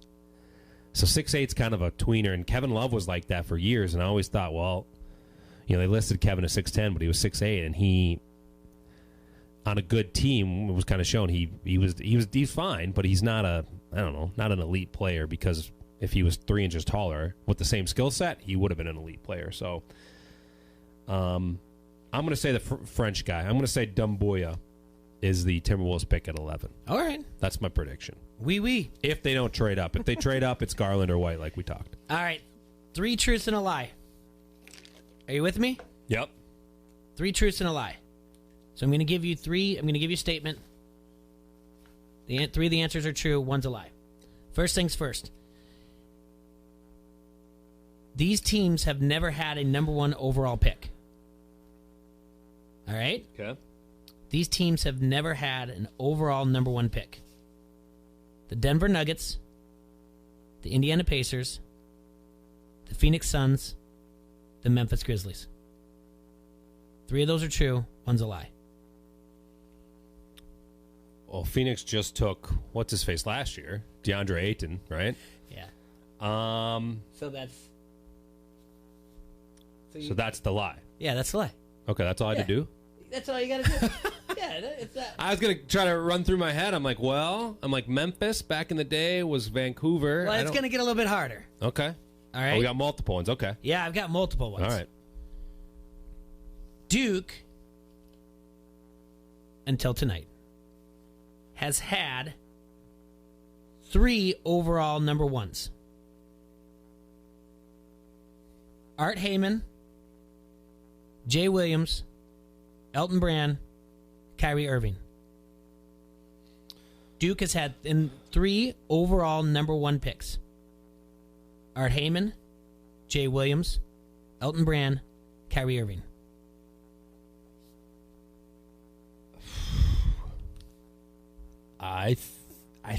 Oh boy. Well, I know Kyrie was number 1, and I'm almost 100% sure Elton Brand was number 1. The other guy I don't know, and I think Jay Williams to the Bulls wasn't the number 1 pick. I'm going to say Jay Williams is the lie. Jay Williams is the lie. What was he, 3rd, 2nd? Yeah, he was the 2nd overall. Okay. Who was the first guy? What year was the Art first Heyman, guy? the New York Knicks, 1963. Wow. Wow. Okay. The 2001 draft was the first to see a non-college player go number 1, and that happened 5 of the 6 drafts from 2001 to 2006. These players were all drafted overall number 1, and they did not see college. Dwight Howard, Andrea Bargnani, am I saying that right? Kwame Brown, Michael Olokwandi.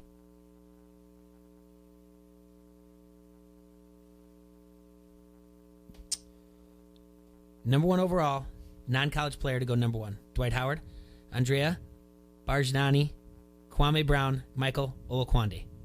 Kwame was number 1 to the Wizards, I believe, when Jordan was there. That's the legendary one. Man, Olokwandi. Pacific Tigers. I don't know if he was... I feel like he's older than that, but let's leave him there for now. Bargnani, you said? Mm-hmm. I think Bargnani was number 1 to... wouldn't have been Denver, would it have been? I don't know what the team was. Talk your way through it. And then Dwight to Orlando, I am almost positive he was number 1. So I for some reason feel like Olokandi's older than that, so I'm going to say he's the lie. Yeah, he's the lie because he played at Pacific University. Oh, yeah, that was the question. Okay. Yeah, they're non-college players. You talked your way through it. You did a good job. Was he... He wasn't during that time. He probably was like 1998. Yeah, very good. There we go. Very good. All right, the Bulls have selected the following players in the first round. In the first round, not overall. In the first round, okay? The Chicago Bulls. Luke Longley, Dickie Simpkins, Kurt Heinrich. It's Longley because he was drafted by the Wolves. Denzel Valentine. I didn't need to hear the rest of those. That one was too... that one's straight. That's another... Oh, boy, you want to talk about Timberwolves draft picks. Woo. Luke was like... He was a top 5 pick, I think, though, right?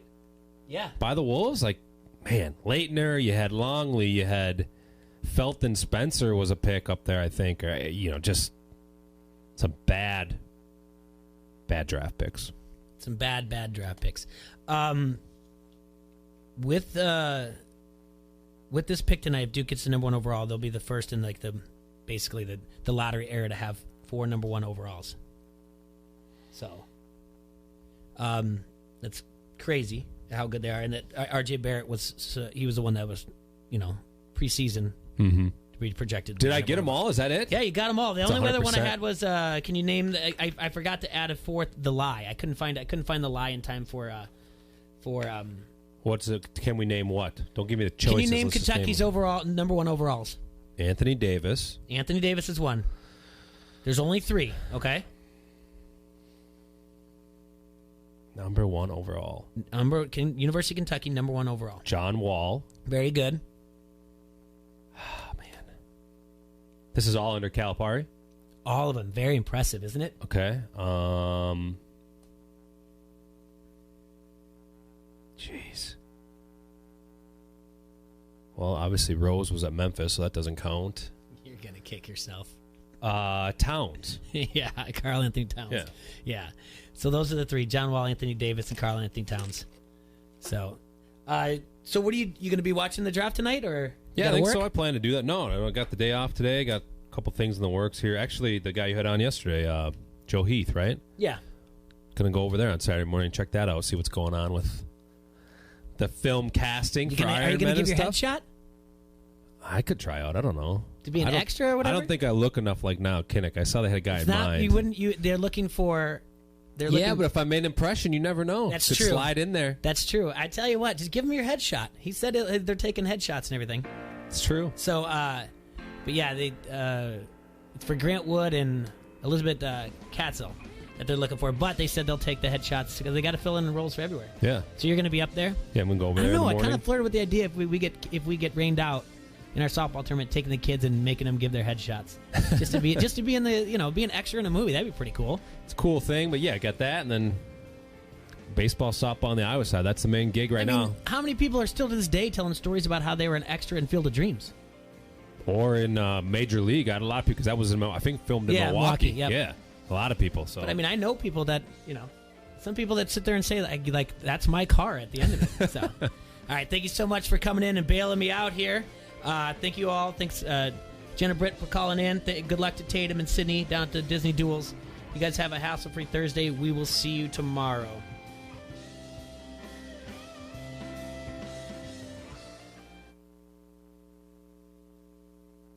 Studios. This is the Quad Cities sports leader, ESPN 93.5, KJOC Bettendorf.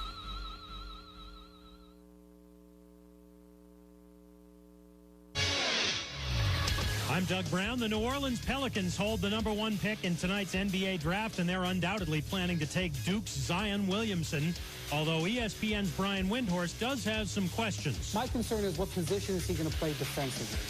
He's not quick enough, I don't think, to stay with small forwards, at least a lot of them. And they're going to want to play him at center.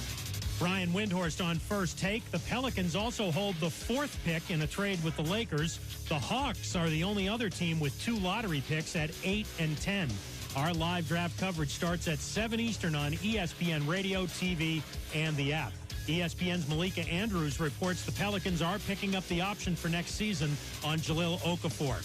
Dodgers lefty Rich Hill is having an MRI on his pitching arm today. He'll go on the injured list with discomfort in his forearm. Team USA wrapping up group play today against Sweden at the Women's World Cup. The game just kicked off. The Americans will win Group F with a win or draw today. Julie Ertz held out of the starting lineup with a minor hip bruise. Think O'Reilly Auto Parts for all of your car care needs. We're close, convenient, and known for our guaranteed everyday low prices and excellent customer service from professional parts people you can trust. Stop by your local O'Reilly Auto Parts today. O'Reilly Auto Parts. Better parts, better prices every day.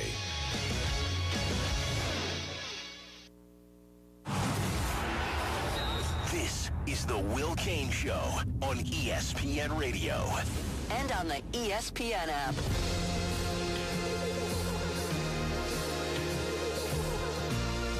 I believe the hype is real. I believe Zion Williamson is the real deal. And I believe he's not just a player who's set to change the New Orleans Pelicans' future, but a player that is set to change the NBA. It's the Will Kane Show on ESPN Radio and the ESPN app, SiriusXM Channel 80, and on ESPN News, presented by Progressive Insurance. You can always join the conversation, 888-729-3776. On the Shell Pennzoil Performance Line. Coming up on today's show, I'm going to talk to 2016 NFL MVP Matt Ryan. And we're going to figure out if Zion Williamson can change more than the Pelicans. But it's time for Straight Talk, brought to you by Straight Talk Wireless. My evolution on Zion Williamson has been complete.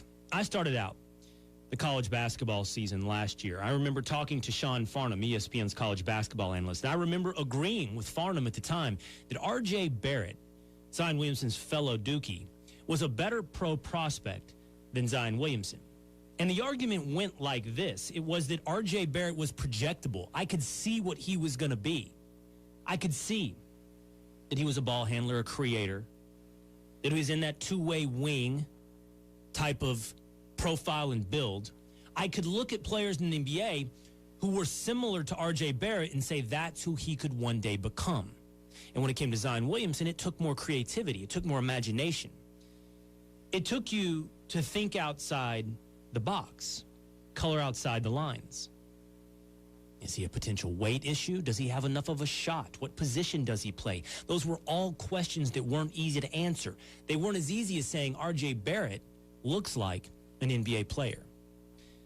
But as the college basketball season wore on, and I watched Zion Williamson, and as you watch at the same time the way the NBA has evolved over the last half a decade, you start to see that Zion Williamson is projectable.